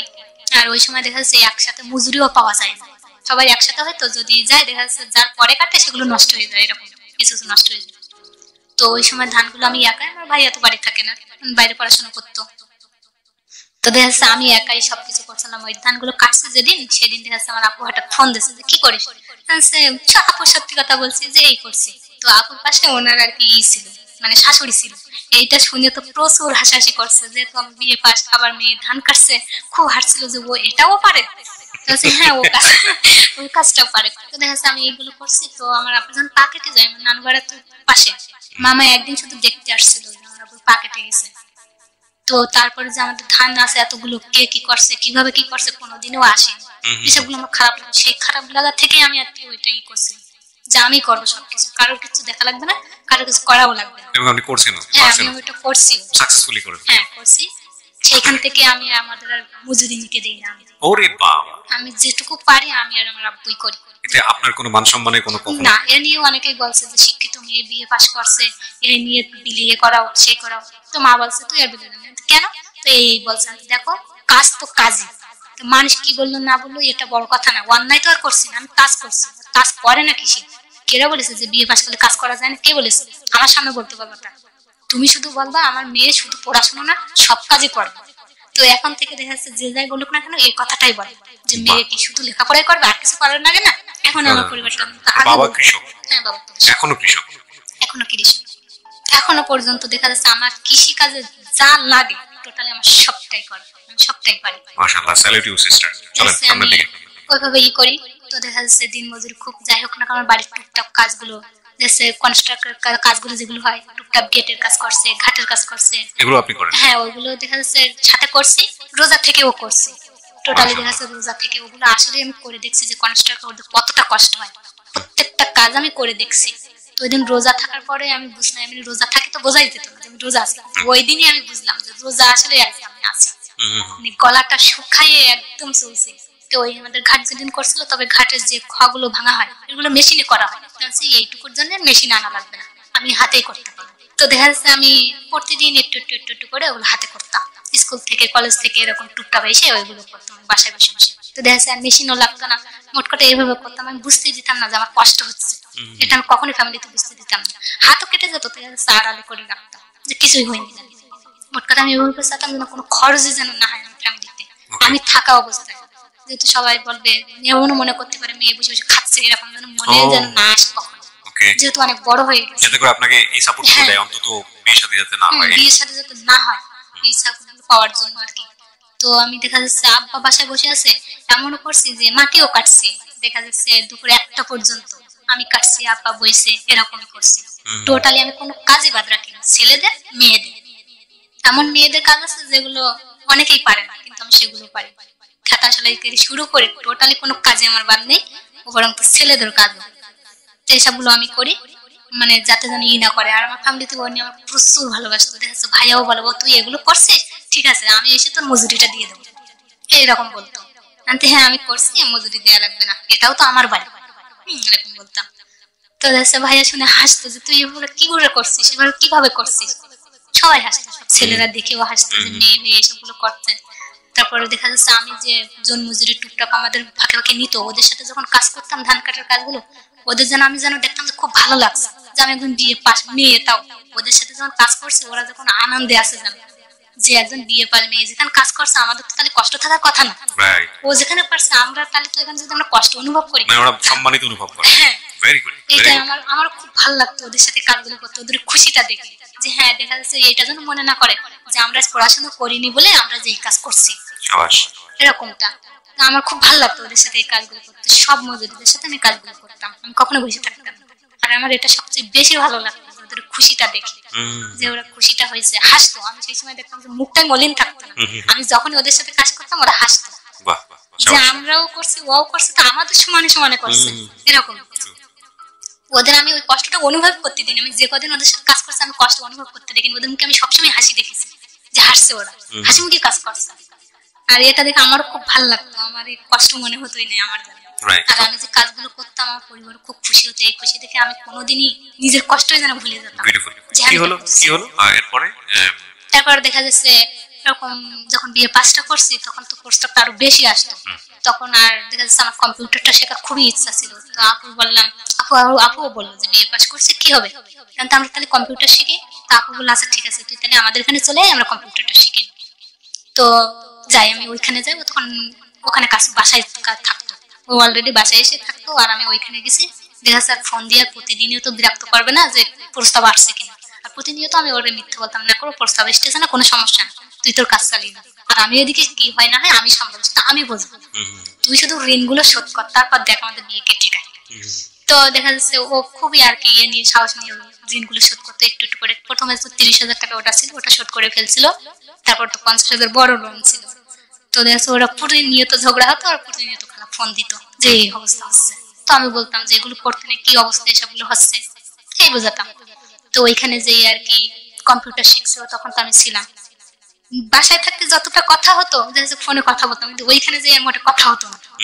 ও দেখা যাচ্ছে খুব ভোরে চলে যেত, মানে আজানের পরপরই চলে যেত, মাছের ব্যবসা করতো, আজানের পরপরই চলে যেত, আর বাড়ি আসতো না রাত 12টার সময়। আচ্ছা রাত 12টার দিকে চলে আসতো, ওই সময় দেখা যাচ্ছে কথা বলা খুব একটা হতো না। তারপরে এটা নিশ্চিন্ত ছিলাম যে আর ফোন দিয়ে আর বারবার বিরক্ত করবে না, আর শুনবেও না, আমার বাসার থেকে আমার প্রস্তাব আসবে না, খুব নিশ্চিন্তে খুব ভালোভাবে ছিলাম আমি ওখানে। তো থাকার পরে দেখা যাচ্ছে ওরকম ঝগড়া হতো। একদিন ইফতারের সময় হয়েছে, ইফতার দেবে, রোজার সময় ইফতার দেবে, তো ওই দিনে প্রচুর ঝগড়া করছিল, কি নিয়ে যেন সামান্য বিষয় নিয়ে প্রচুর ওদের ভিতরে ঝগড়া হয়েছে। ওই দিনে আসলে কেউ রাগ করে ভাত খায় না, আমার খালুও না, ও না, আপুও তো রাগ করছে, শ্বশুর বাড়ি থেকে আসছে, আমার ভাইয়াও মামারও, আমার ভাইয়া মামা ওখানে থাকতো, তো ওদেরও একটু ডাকছিল, তো ওরাও রাগ করে চলে যাচ্ছিল। তারপর আমি ভাত বেড়ে দিছি, দিয়ে খালারে বললাম যে খেয়ে যেতে বলো। তারপর কোন রকমের দুটো খেয়ে ওরা চলে গেছিল রাগ করে, ওদের ওই ঝগড়াঝাটি দেখে। এটা আমার মামা আমার ভাই একদম সহ্য করতে পারতো না, ওদের ফ্যামিলিটা মোটে পছন্দ করতো না, এরকম ছিল, একদম মোটে সহ্য করতে পারতো না ওই ঝগড়াঝাটি। মূল কারণ ওই দুই বাপে ঝগড়া করে। তো দেখা যাচ্ছে ওই দিন প্রচুর ঝগড়া করে, খালু ভাত খায়নি, ও খায়নি, আর আমি তো ওই দিন রোজা ছিলাম। সন্ধ্যাবেলা শুধু আপু একটু রুটি দিছিল আমার, মানে যেহেতু ইফতার তো আয়োজন করছিল, তো একটু দিছিল, সেইটুকুই আমি শুধু খাইছিলাম, আর ইফতারও করার টাইম পাইনি, যেহেতু ইফতারের কাজ কাম করার জন্য টাইম পাইনি। তো দেখা যাচ্ছে ওই দিনই আমি কিছু খাইনি, বারবারই আমার খাওয়ার কথা বলছিল, যেখানে বাড়ির মানুষ না খেয়ে রয়েছে সেখানে আমি খেতে পারবো না, আমি খাবো না। তখন দেখা যাচ্ছে খালু উঠে খেয়ে নিয়েছে, খাওয়ার পর খালু ভাত দিচ্ছে, দেখি শর্ট করার পরে যে খালু খেয়ে নাও, খেয়ে নিয়েছে উনি। খাওয়ার পর ও আর উঠছে না, ও খাচ্ছে না, কয়েকবার ডাকাডাকি করছে, সবাই ডাকাডাকি করছে, আমি ডাকছি কয়েকবার, খাইনি, তাহলে আমিও খাবো, তো খালাম না, ও খালো না, আমিও খেলাম না। তো দেখা যাচ্ছে ওই দিন তো সারাদিন রোজা ছিলাম, সন্ধ্যার পর থেকে যে আমাদের যে পিরিয়ডটা হয় ওই দিনে আসলে ভাগ্যক্রমে আমার পিরিয়ডটা হলো। আর ও দেখা যাচ্ছে এরকম যদি রাগ করতো তো দেখা যাচ্ছে 5-7 দিন আর বাড়ি ভাত খাতো না, বাইরে খেয়ে বেড়াতো, এরকম এসে খেয়ে বেড়াতো। তো বোঝাই গেছে ওই দিন খাইনি মানে খাবেই না আর বাড়িতে ভাত। তো আমি ওই সুযোগটা পেয়েছি, বাড়ি ভাত খাওয়াই তারপর ছাড়বো। তো দেখা যাচ্ছে আমি তো খাইনি ওই দিন, সন্ধ্যাবেলা খাইনি, তারপর শেষ রাত্রে সবাই খাইছে, ও রোজা থাকবে না এরকম একটা ইচ্ছা, খালোই না। ও যখন না খাইছে আমি তো এমনিতেই থাকবো না রোজা, তো আমিও খালাম না। সবাই জানে যে আমিও খাচ্ছি না, ও খাচ্ছে না বলে, বাড়ির কেউ খাচ্ছে না বলে। তো দেখা যাচ্ছে সকালে উঠে আমি সমস্ত কাজ কাম তো করি, আর তো কম্পিউটার শিখতে যাই, তো কম্পিউটার করাই আসার পরে সমস্ত কাজ কাম করে বালতিতে আবার কাপড় চোপড় ভেজে দিয়েছিল, ওইগুলো নিয়ে আমি কাচতে গেছি। তখন ওর দাদি বলছে যে ও কাল থেকে রোজা থেকে কিছুই খায়নি, ওই মেয়ে 2 ওয়াক্ত খায় না, এখনো খায়নি, অতগুলো কাপড় কেচে যাচ্ছে, তুই খাচ্ছিস না বলে, তুই ওটা খেয়ে নি। তারপর ও খায় না, তখন ওরকম বারবার ওর দাদি ওরকম বলছে যে 2-3 ওয়াক্ত খায় না, এতগুলো কাপড় কাচলো নেই আজকে বালতি। তো আমি যখন কাপড় কাচছি ও কয়েকবার ডাকছে যে ভাতবার খেয়ে নি, তো আমি বলছি আমি আসছি। তারপর ও একটা বেড কাপড় কাটছে না, বেডশিট যেটা, ওটা কাটছে না বসে বসে, কয়েকবার দেখার পরে আমি আসিনি যে এটা শেষ করে তারপর যাবো। ও যেই সেইটা চাল নিয়ে পাশে কাদা পানি ছিল সের মধ্যে ফেলাই দিয়েছে, আমার হাত থেকে কেড়ে নিয়ে ওটা ফেলাই দিয়েছে। আমি এত কষ্ট করে এটা করলাম, ওটা ফেলাই দিলে।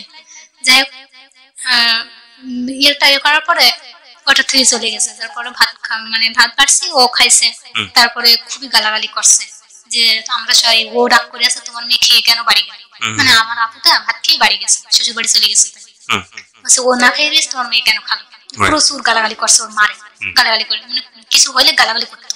আর যেটা আমি সবচেয়ে বেশি ঘৃণা করতাম ওর গালাগালিটা, আর ওই যে সিগারেট খাওয়াতো, তবে সিগারেটটা এখন আর খায় না, ও পান খাতো, যে এইটা আমি দেখা যাচ্ছে ছেড়ে তো করে দেন, তো পান খাতো, সিগারেটটা খাইতো না। তো দেখা যাচ্ছে ওই দিন খুব গালাগালি করেছে, আমি তখন কাঁদছি, ওই যে মারে গালাগালি করছে, এটা আমি নিতে পারছি না, খুব কান্না করছে, আমি দাঁড়াদাঁড়ি কাঁদছি। কান্নাকাটার পরে তো কি খালা যে আমি খালা পরে যাইব না, কিছু মনে করি না, ও আমার জন্য আজকে তোমার এরকম সবার গালাগালি করেছে, যদি ওরকম বলে থাকে আমাদের শুনে অভ্যাস হয়ে গেছে, তুই কাঁদছিস কেন, তুই কেন কাঁদছিস, আমাদের শুনে অভ্যাস হয়ে গেছে, বারবার এরকমই করে, ওরকম গালাগালি করে, ওর সামনে আমরা কানে নেই। কিন্তু আমারই খারাপ লাগছে, কারণ আমার পরিবারে এই সমস্ত হয় না, কখনো আমি এরকম ভাবে বড় হয়নি, কোনোদিন ঝগড়াঝাটি হয় না আমাদের পরিবারে কারোর ভিতরে। তো দেখা যাচ্ছে ওই দিন খালো ভাত খালো, তারপর যে বেডশিটটা এত সুন্দর করে কাচলাম সেটা ফেলাই দিচ্ছে, তো যেই আবার বেডশিটটা কেচে দিয়েছে, কাপড়গুলো সব ধুয়ে দিয়েছে ওই দিন। দেওয়ার পর এরকম হতো, তারপর ওরকম যে কোনো জিনিস নিয়ে খুঁটিনাটি ঝগড়া করতো। তারপরে একদিন এরকম ঝগড়া করছে প্রচুর টাকা পয়সা নিয়ে, ও দেয় মানে টাকা পয়সা ঋণ শোধ করছে বলে নিজের খুব একটা ভাবতো, আর খালু বলতো যে ওর দয়া, মানে দয়া কেন এরকম করবো, এরকম দুজনের ভিতরে একটা মনোবল। একদিন বললাম যে দেখা যাচ্ছে অনেক টাকার ঋণ, খালু তুমি তো একা পারবা না, তো ওর সাথে রাগারাগি না করে যে করে হোক ঋণটা শোধ করে নাও, তারপর যা খুশি তাই করে নিয়ে। আর এরকম ভেবো না যে তুমি ওর দয়া গ্রহণ করছো, কারণ এটা তোমার হচ্ছে অধিকার। ছেলে যখন বড় হয় 15-16 বছর বড় হয়ে যায়, এমনি তো সংসারে হাল ধরে, থাকতে এটা এরকম ভেবে না যে ওর দয়া নিচ্ছে, ওটা তো অধিকার, তুমি কেন নিবা না? ওকে। আর ওরে বললাম যে কিছু দিচ্ছিস বলে এমন ভাবিস না যে আমি কি না জানি করে ফেলছি, এটা কিন্তু তোর দায়িত্ব পরিবারের উপরে। আমার 16 বছরের পর থেকে পরিবারের দায়িত্বটা ছেলেদেরই গ্রহণ করতে হয়। তো সেই হিসেবে দায়িত্বটা তো খালু দিচ্ছে, তো এটা তো তোর কপাল ভালো, এটা সম্পূর্ণ তোরই দেওয়ার কথা। এই ঋণগুলো তো শোধ করার তোর কথা, তুই বড় ছেলে, কেন এরকম করিস, কেন ভাবিস যে দয়া করছি আমি? তা যেভাবে হোক, সামনে তো একটা বড় তো সমস্যা আছে, এত মোটো পাগলামি না করে যেভাবে হোক দ্রুত ঋণটা শোধ করা হয়ে গেলে ততই মঙ্গল আমাদের জন্য। তো এই নিয়ে থাকে। খালুর ওই দিন বললাম যে পাগলটাকে খেপাই না, যেভাবে যা করে সেভাবে মেনে নেন, শুধু ঋণটা একটু শোধ করে নেন। তো দেখা যাচ্ছে এভাবে ঋণ প্রচুরই করে, প্রচুর ইনকাম করে। তো দেখা যাচ্ছে এইভাবে একদিন আসলো, রোজা আসলো, মানে রমজানের ঈদ আসলো। ওই ঈদে ও সবার জন্য কাপড় চোপড় কিনছে, 10-12 হাজার টাকার মতো কাপড় চোপড় কিনছে শ্বশুর, মানে আপু শ্বশুর বাড়ি দিয়ে ওদের বাড়ির সবার দিয়ে। সাথে আমারও কিনছে, একটা 3 পিস কিনছিল। গিফট বলতে আমার কিছু দেওয়ার মধ্যে ওইটাই কিনছিল, মাত্র 3 পিসটাই কিনছিল। এর আগে কখনো কোনোদিন আমার কিছু দেয়নি। তো ওই দিন মানে ওর শ্বশুর বাড়ির লোকেরা আবার এদের জন্য কাপড় চোপড় কিনছে। এদের বলতে শুধু 2 ভাই দিছে, আর কারো না, আর আমারও একটা দিছিল। তো দেখা যাচ্ছে ওর ওই পাঞ্জাবিটা যখন কিনতে গেছিল পছন্দ হয়নি, ওখান থেকে মনে মনে রাগ করে আছে, বাসায় এসে কাপড় চোপড় তো সব এক জায়গায় করছে, ওরাও নিয়ে আসছে এদের কাপড় চোপড়। তো ওর মধ্যে আবার আমার ভাইয়াও মামারও আবার ডাকছিল, ওই দিন আবার দাওয়াত ছিল। তো আসার পরে ওই পাঞ্জাবি পছন্দ হয়নি বলে ওই সবার সামনে পাঞ্জাবিটা ছেড়ে দিছে। রাগী ছিল, হ্যাঁ প্রচুর রাগী ছিল। তো দেখা যাচ্ছে ওই দিন ওই পাঞ্জাবিটা ফেলাই দিছিল, এতে করে আপু খুব কষ্ট পাইছিল। আমি আপুর দিকে তাকাইছিলাম, ভাইয়াও আসছিল, আপুর বর, উনিও খুব কষ্ট পাইছিল। যেহেতু এভাবে তো চাইলে দেওয়াটা উচিত হয় না, এটাও আমি খুব খারাপ লাগছিল। লাগার পর আমি বললাম যে এটা করা কি ঠিক হয়েছে? দেখা যাচ্ছে পছন্দ হয়নি, ভালো কথা, করতিস না, সেটা ঠিক আছে, কিন্তু এভাবে তো চাল মারা ঠিক হয়নি। তার মানে আমি যদি এখন যদি কাপড়টা না পরি, তুই যে 3 পিসটা দিস, আমি যদি না পরি তোর খারাপ লাগবে না? কিছু বলছে না। তার এমনও তো হতে পারে যে আমরা তো গরিব, এর আগেও বলছি আমরা গরিব, আমি কিন্তু কিছু দিতে পারবো না, দেখা যাচ্ছে আমার ফ্যামিলিতে একটা কম দামের একটা কাপড় দেন, তাহলে তো তুই এভাবে জিনিসটা এরকম করবি। তো আমার যে জিনিস পছন্দ হয় না সে জিনিস আমি পরি না, তার মানে তো দেখা যাচ্ছে আমিও তাহলে কিছুই করতে পারবো না। যদি আমার শ্বশুর বাড়ির, আমার বাবার বাড়ির জিনিস যদি এভাবে না ব্যবহার করে, তাহলে আমি তোর দেওয়া জিনিস কোনোদিনই কিছু ব্যবহার করতে পারবো না। তা যাই হোক, পাঞ্জাবিটা এমনি যা ওরা তো বুঝতে পারেনি, যাই হোক যেরকম খারাপ হোক না কেন এটা পড়তে। তো ঈদের দিন পাঞ্জাবিটা পরিস, দেখা যাচ্ছে খুব খুশি হওয়া, তোর কি হলো না হলো এটা বড় কথা না, মানুষ খুশি হয়েছে কিনা সেটা সবচেয়ে বড় কথা। তো দেখা যাচ্ছে ওর দাদিও কাপড় কিনছিল, তো দাদিও নাকি মনে মনে রাখছিল। তো দাদিরও বললাম যে আমার সবাই করে, এই করে না সেই করে না, সেখানে ওনারও কি বলবো যে দিলাম যে আসলে ওরা আপনার খুব পছন্দ করে, এটা প্রকাশ করে না, দেখা যাচ্ছে অভিমান তো সবারই থাকে।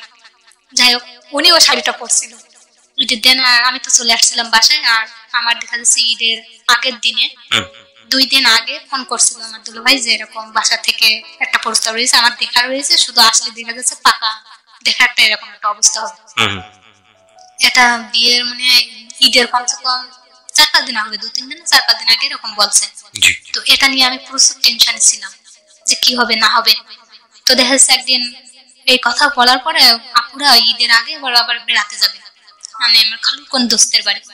তো দেখা যাচ্ছে এ নিয়ে তো আমার প্রচুর মন খারাপ ছিল, সবাই বেড়াতে যাবে, আমার আপুদের নিয়ে যাবে, আপুর বরদের নিয়ে আর কি দেখাতে যাবে, ফ্যামিলি সবাই যাবে। তো ওই দিনে খালু বলছে, মা আমার কথা বলছে যে ও যাবে না, খালা বলছে না ও বাসায় থাক। আমিও আসলে মনে মনে চাচ্ছিলাম যে আসলে খারাপ লাগছে তো মনটা, আমিও যাবো ওদের সাথে এরকম একটা। ওরা সবাই ওই দিনে সবই করছে যে ও যাবে না, তো না ও যাওয়া লাগবে না, ও থাক। কি মনে করে বলেছে আমি জানি না, আমারও আসলে খুবই আগ্রহ ছিল যে মনটা খারাপ, যাবো ওদের সাথে। তো দেখা যাচ্ছে ওই দিনই আমার নিয়ে যায়নি, সবাই গেছে, ওরা শুধু খালুটা বাসায় ছিল আর সবাই চলে গেছে। তো দেখা যাচ্ছে ওরা সবাই 2 ভাই গেছে, আপু গেছে, আপুর বর গেছে, খালা গেছে, শুধু খালুটা বাসায় ছিল। তো ওরা ওই দিন যখন চলে যাচ্ছে, আমার খালুর একটা রিলেটিভ আসছিল বেড়াতে ওই দিন। আমি তখন কম্পিউটার ক্লাস করতে চলে গেছি, আমিও কিছু বলিনি, আমি হাসতে হাসতে বললাম যে আমার মানে ক্লাস তো খুব বেশি করি না, তো ম্যাম রাগ করবে না, আমি ক্লাস করতে যাই, আমি যাবো না, তোমরা যাও। আমি হাসতে হাসতে বললাম, যেহেতু খালুও বলছিল সবাই যাচ্ছে ওর মনটা খারাপ হবে, যেহেতু যাতে বুঝতে না পারে যে আমার মন খারাপ। তুমি হেসে বললাম যে আসলে আমার ম্যাম রাগারাগি করবে না। তো ওই দিন আমি ক্লাস করতে যাই, আর ওই দিন রাত্রে আমি প্রচুর টেনশন করছিলাম যে জানানোর পর কথাটা যে এরকম বিয়ে হচ্ছে। তো ওই দিন কম্পিউটার ক্লাস করতে যাই আমি আর কি জানি কি চিন্তা করছিলাম, ওই বসে বসে ম্যাম ওইখানে কয়েকটা কথা জিজ্ঞাসা করছিল, কেন আসেনি, তো বলছিলাম বেড়াতে গেছে, এরকম কথাটা বলে তারপরে কয়েকটা কথা জিজ্ঞাসা করছিল, ওইটার আমি জানি না, আমার মাথা খুব ঘুরছিল। তারপরে আমি আস্তে আস্তে ম্যামের কাছে পানি নিয়ে বাইরে যে একটু মাথায় পানি দিয়ে যখন ভেতরে আসে তখন আমি পড়ে যাই, মাথা ঘুরে পড়ে যাই। যাওয়ার পর আমার ভাইয়া ম্যাচ ছিল পাশাপাশি, ভাইয়াকে ফোন করে যে এরকম মাথা ঘুরে পড়ে গেছে। তো তো ওইখান থেকে আর ক্লাস করিনি, নিয়ে আসে। আমি তখন অসুস্থ, বাসায় এসে দেখি ওনার রিলেটিভটা আছে। তো কাজ কাম তো রান্না বাড়া করতে হবে পরিবারে, তো দেখি উনি ঘুমাই পড়ছে। তো ডাকলাম একবার যে ভাবি উঠে আসেন, দুজন মিলে কাজটা করি, রান্না বাড়াটা করি। তো উনি উঠলো না। ওঠার পরে সমস্ত কাজগুলো আমি রান্না বাড়া করলাম। করার পরে রান্না বাড়া করার পরে যখন ভাত দেবো, খালু তো শুয়েছিল, যে পানি নেই। এবার দেখছে পানিটা আনতে হয় একটু দূর থেকে। তো খালুর ডাকছে না, উনিও ওঠেন। তখন আমি আমার কষ্ট করে পানিও নিয়ে আসলাম। এটা দেখে আমার ওই যে ওরা ভাড়া থাকে আবার ওদের পাশে, মানে ওদের জায়গায় ভাড়া থাকে, ভাড়াটিয়া বলছে তো তুমি অসুস্থ এত কিছু করছো কেন? কি করবো, খালুরে ডাকেছি তো উঠি। তো তরকারি কোটার সময় উনি একটু হেল্প করছিল। করার পর যাই হোক, আমার যখন মানে মানসিক আর শারীরিক দুটো কষ্ট একসাথে হয়, তখন আমি কারোর কিছু বলতে পারি না, চোখ দিয়ে এমনি পানি চলে আসে। তো দেখা যাচ্ছে ওই দিন আমি সারাক্ষণ শুধু মানে চোখ দিয়ে পানি পড়ছে, দুটা কষ্ট একসাথে হয়ে গেছে। তো আমি মেনে নিতে পারছিলাম না। তো ওরা সন্ধ্যাবেলা বাসা আসছিল, এসে ও দেখছিল জিনিসটা যে আমার চোখে পানি, এই জিনিসটাও ফলো করছিল।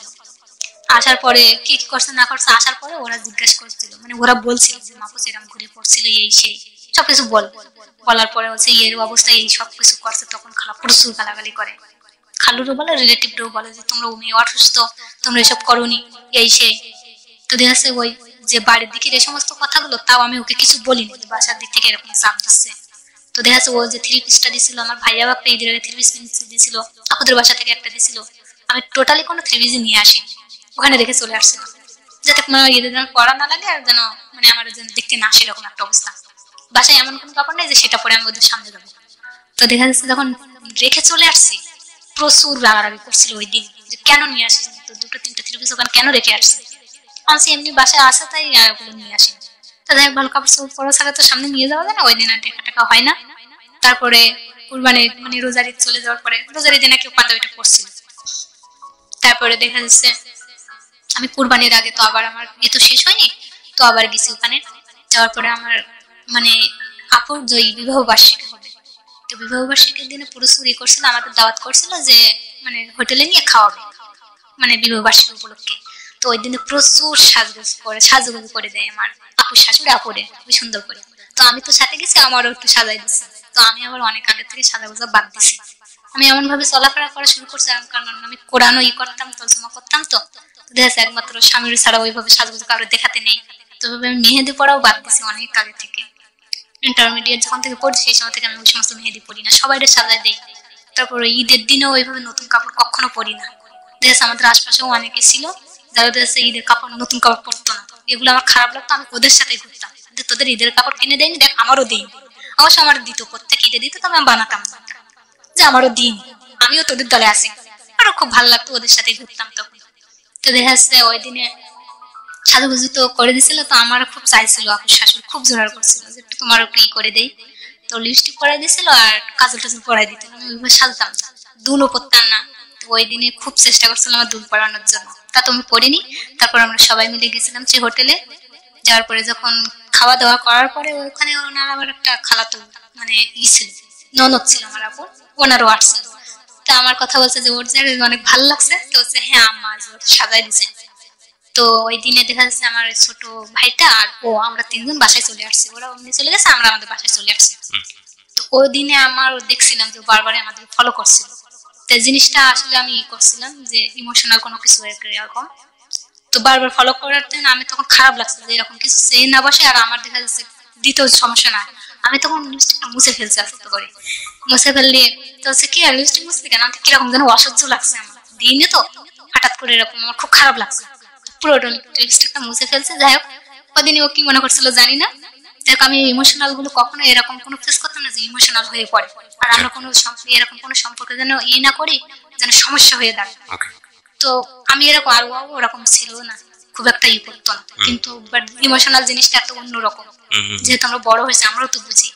কিন্তু আমি ওখান থেকে যখন থেকে কোরআন তর্জমা করতে শিখছি, ব্যবসায়ী কথাগুলো এসবগুলো আসতো, এসবগুলো আমার খারাপ লাগতো, যে করে আমি যাই হোক না কেন আমি এই তালে যাবো না। তো বড় ইমোশনাল এগুলো আমি কখনো করতাম না, যাতে ইমোশনাল হয়ে পড়ে এরকম আমি কোনো কিছু করতাম না। তো এই থাকলো। তারপরে ও একদিন আমাদের বাসায় বেড়াতে আসছিল, তো যাওয়ার সময় খুব কান্না করছিল। ওই দিন আমি ওর কপাল একটা শুনে খেয়ে বলছিলাম যে সমস্যা নেই, টেনশন করতো যে আসলে আমার দেখতে আসে, হয়ে যায় কিনা বিয়েটা, খুব করতো। আর কাজ কামে যে ঋণ টিন গুলো শোধ করতে এবং আস্তে আস্তে ওর প্রতি আমার একটা এসে যায়। সত্যিকারের আমি যেটা ভালোবাসি আমি ভালোবেসে ফেলি ওরে। তো তো ওই দিন ওর কপালে একটা চুমু দিয়েছিলাম, দিয়ে বলছিলাম আমি তোর সাথে আছি, তুই নিয়ে কোনোদিন টেনশন করবি না, তুই শুধু ফ্যামিলির দিকে একটু দেখে যা, বাকিগুলো আমি সব সামলাবো। তো দেখা যাচ্ছে ওই দিন ও প্রচুর খুশি হয়েছিল, ওর ওই খুশিটা আমি ওই দিনেই দেখছিলাম, ওই খুশি। আর যেদিন খুশি দেখছিলাম ওর আপুর বিয়ের আগে একদিন এরকম দেখতে আসছিল, তো আমার আমার আপু একটু রঙা চাপা ছিল, আমি একটু ফর্সা ছিলাম, তো তো দেখা যাচ্ছে সারাসারি করছে সবাই। তো ওই দিনে আমার মানে মুখ ঢেকে রাখছিলাম, যদি ওরা শোনে তা বলবো এটা মেয়ে না, আমাদের বাড়ির কেউ একজন। তো হঠাৎ ওই দিনই বলে যে এটা হচ্ছে আমাদের ছেলের বউ, এরকম বলে, যাই এটা দেখানোর জন্য আর কি, যাতে দেখছে ওদের মেয়ের রঙের চাপা আমাকে পছন্দ করে কিনা এরকম বিষয় নিয়ে। আন্টি এসব ফালতু নিয়ে চিন্তা করে। ওই দিন এরকম বলছিল যে মাহফুজের এরকম ওরা দেখছিল, তা আমরা বললাম এটা আমাদের ছেলের বউ, তা ওরা দেখি। ওই দিনই মুখের হাসিটা আমি দেখছিলাম প্রচুর, ওই দিন ও খুশি হয়েছিল শুনে, 3টা দিন ও প্রচুর খুশি ছিল আর কি। তারপরে কুরবানির ঈদ আসে, কুরবানি ঈদ আসার দেখা যাচ্ছে এর আগেও একদিন এরকম করতো, ও এমন এমন সিক্রেট করতো যে আসলে কেউ মেনে নিতেই পারতো না, ওরে পাগলামি গুলো কেউ মেনে নিতেই পারতো না। তো একদিন আমার আপুর ওই শ্বশুর মারা যাওয়ার পরে ওই হয় যে কলমাসানি যেটাকে বলা হয়, ওটা করে 7 দিনের, তো দায়িত্বটা ও নেয় যে সমস্ত খাবারের ব্যবস্থাটা আমি করবো। তো দেখা যাচ্ছে ওরা যেমনটা বলে ও তার থেকে একটু বেশি করে, যেহেতু আবার করতো সম্মানটা বাড়ানোর জন্য সবসময় করতো, তো দেখছো আরেক পদ একটু বেশি করতে চাচ্ছে, মানে সে বেশিটা নিয়ে আমার খালু কাছে টাকা চাইছিল যে একটু টাকা দিতে হবে।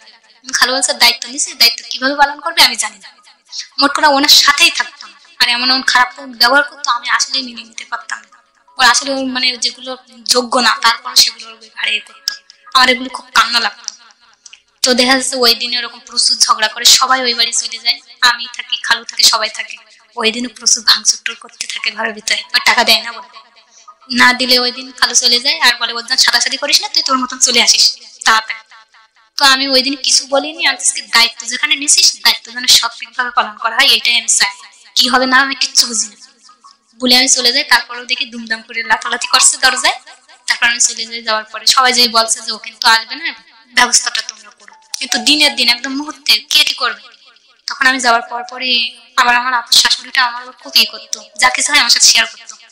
তা আপু শাশুড়ি বলছে বাবু এরকম একটা কাজ করতে পারলাম, কি মানে মামনি কি হয়েছে, তা বলছে ও নাকি এটা আসবে না, ওই করবে না, এখন আমি কি করবো, তুমি তো জানো তোমার ভাইয়াই একা, আর তো সবাই বাড়ি থাকে, আমরা তো কেউ নেই এখানে আমাদের।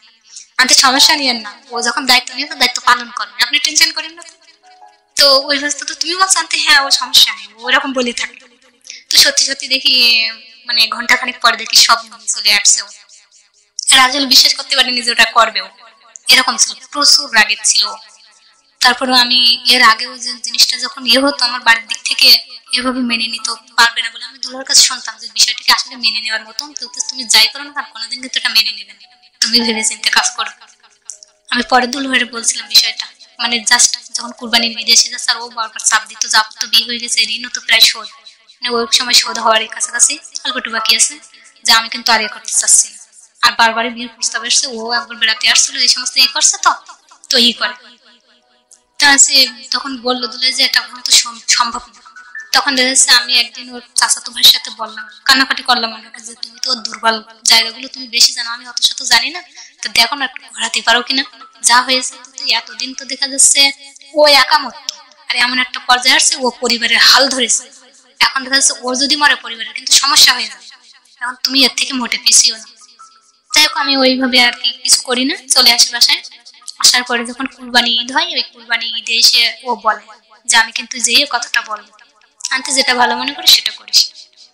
তো যাই হোক ওইখানে এসে ওই ঈদের সময় আসে, কিন্তু ঈদের দিন আমার নানু মারা যায়, কুরবানি ঈদের দিন নানু মারা যায়, গেলে ওটা নিয়ে আর কিছু বলতে পারে না, ভাইয়া মামা সবাই চলে যায়। আর এর আগে মামারও কাছে প্রস্তাব দিয়েছিল, ও চাচাদের বলছিল যে এরকম প্রস্তাব, তো মামার কাছে যখন প্রস্তাব দেয় মামা এটা মানেনি, যেটা কোনোদিনই সম্ভব না, এটাও সম্ভব হবে না, এ নিয়ে মামা কিছু বলে না, বাসায় চলে আসছে।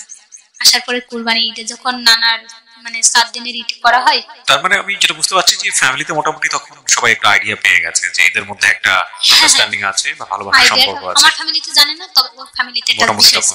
হ্যাঁ, তো দেখা যাচ্ছে চাচারা তো বিষয়ে সব বলছে, খালুর জেনে গেছে। তারপরে হালকা আমার খালার ওর চাচাতো ভাই টাচ দিছে, ছেলে তো বিয়ে দিতে হবে, মেয়ে বিয়ে দেওয়া হয়ে গেছে, এ বিষয়ে কিছু বলেছে, যাই ওদের একটু মত হয়ে গেছে, ওদের মোটামুটি মত।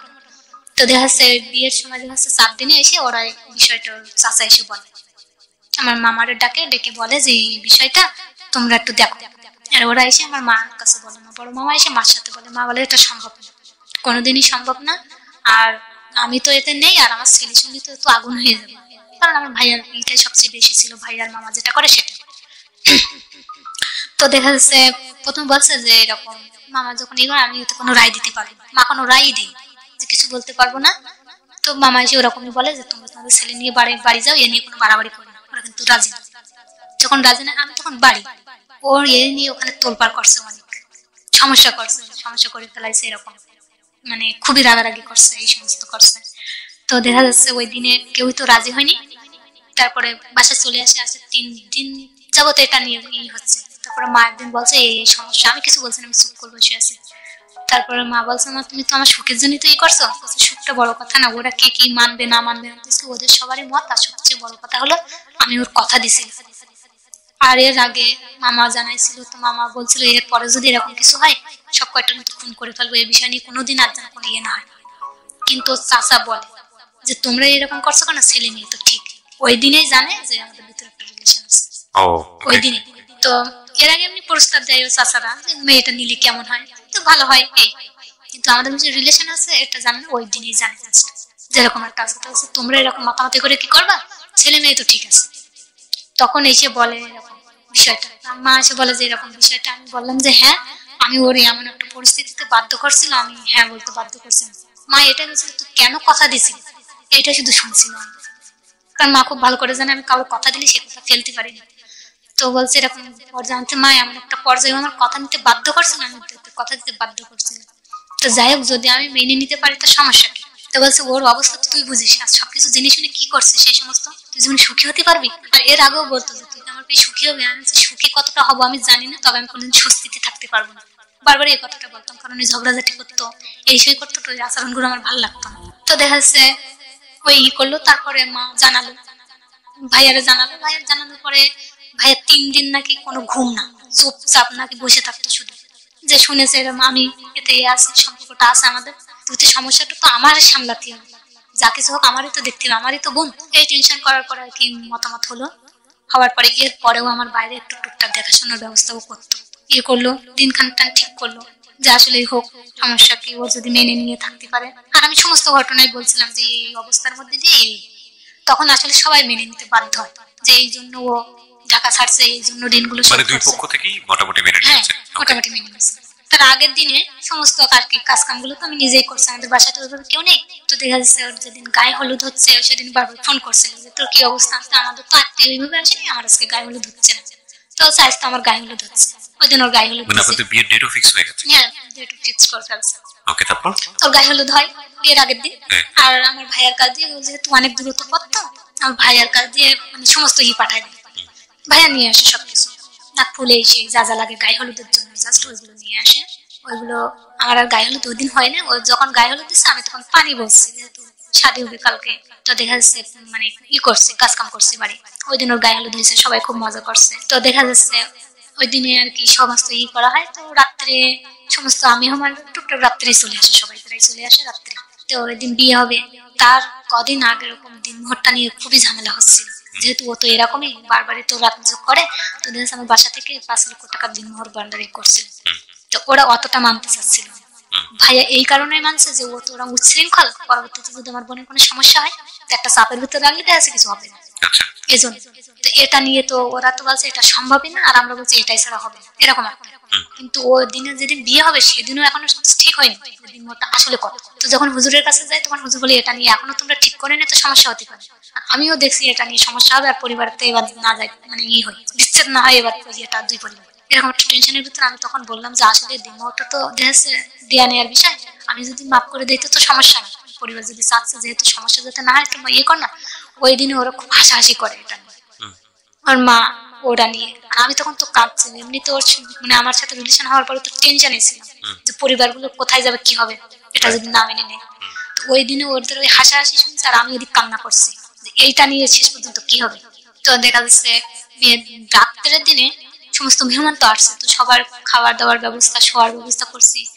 তো আমি একবার এর ফাঁকে শুনছিলাম যে ভাইয়া যেন কথা বলছে, তো আমি এর মধ্যে বাইকের কথাটা শুনছি, বাইক। কি ব্যাপার, বাইক দাবি করছে নাকি, এরকম একটা ভাবলাম। তো কি জানি কি হবে। তো এরপর দেখা যাচ্ছে সবার খাওয়া দাওয়া করে ঘুমাইছে অনেকেই, আর আমার আপা আর আমি সজাগ ছিলাম সবারই করে, যেহেতু কুটুম আছে বাসায় মেহমানদারি। ওই দিনে দেখা যাচ্ছে আমি ঘুমাতেও পারিনি, আমি সারা রাত কাঁদছি, কখন ঘুমাই পড়ছি জানি না, ফোনে অ্যালার্ম দিয়ে রাখছিলাম আর আমি তাজ্জুদের নামাজ পড়তাম।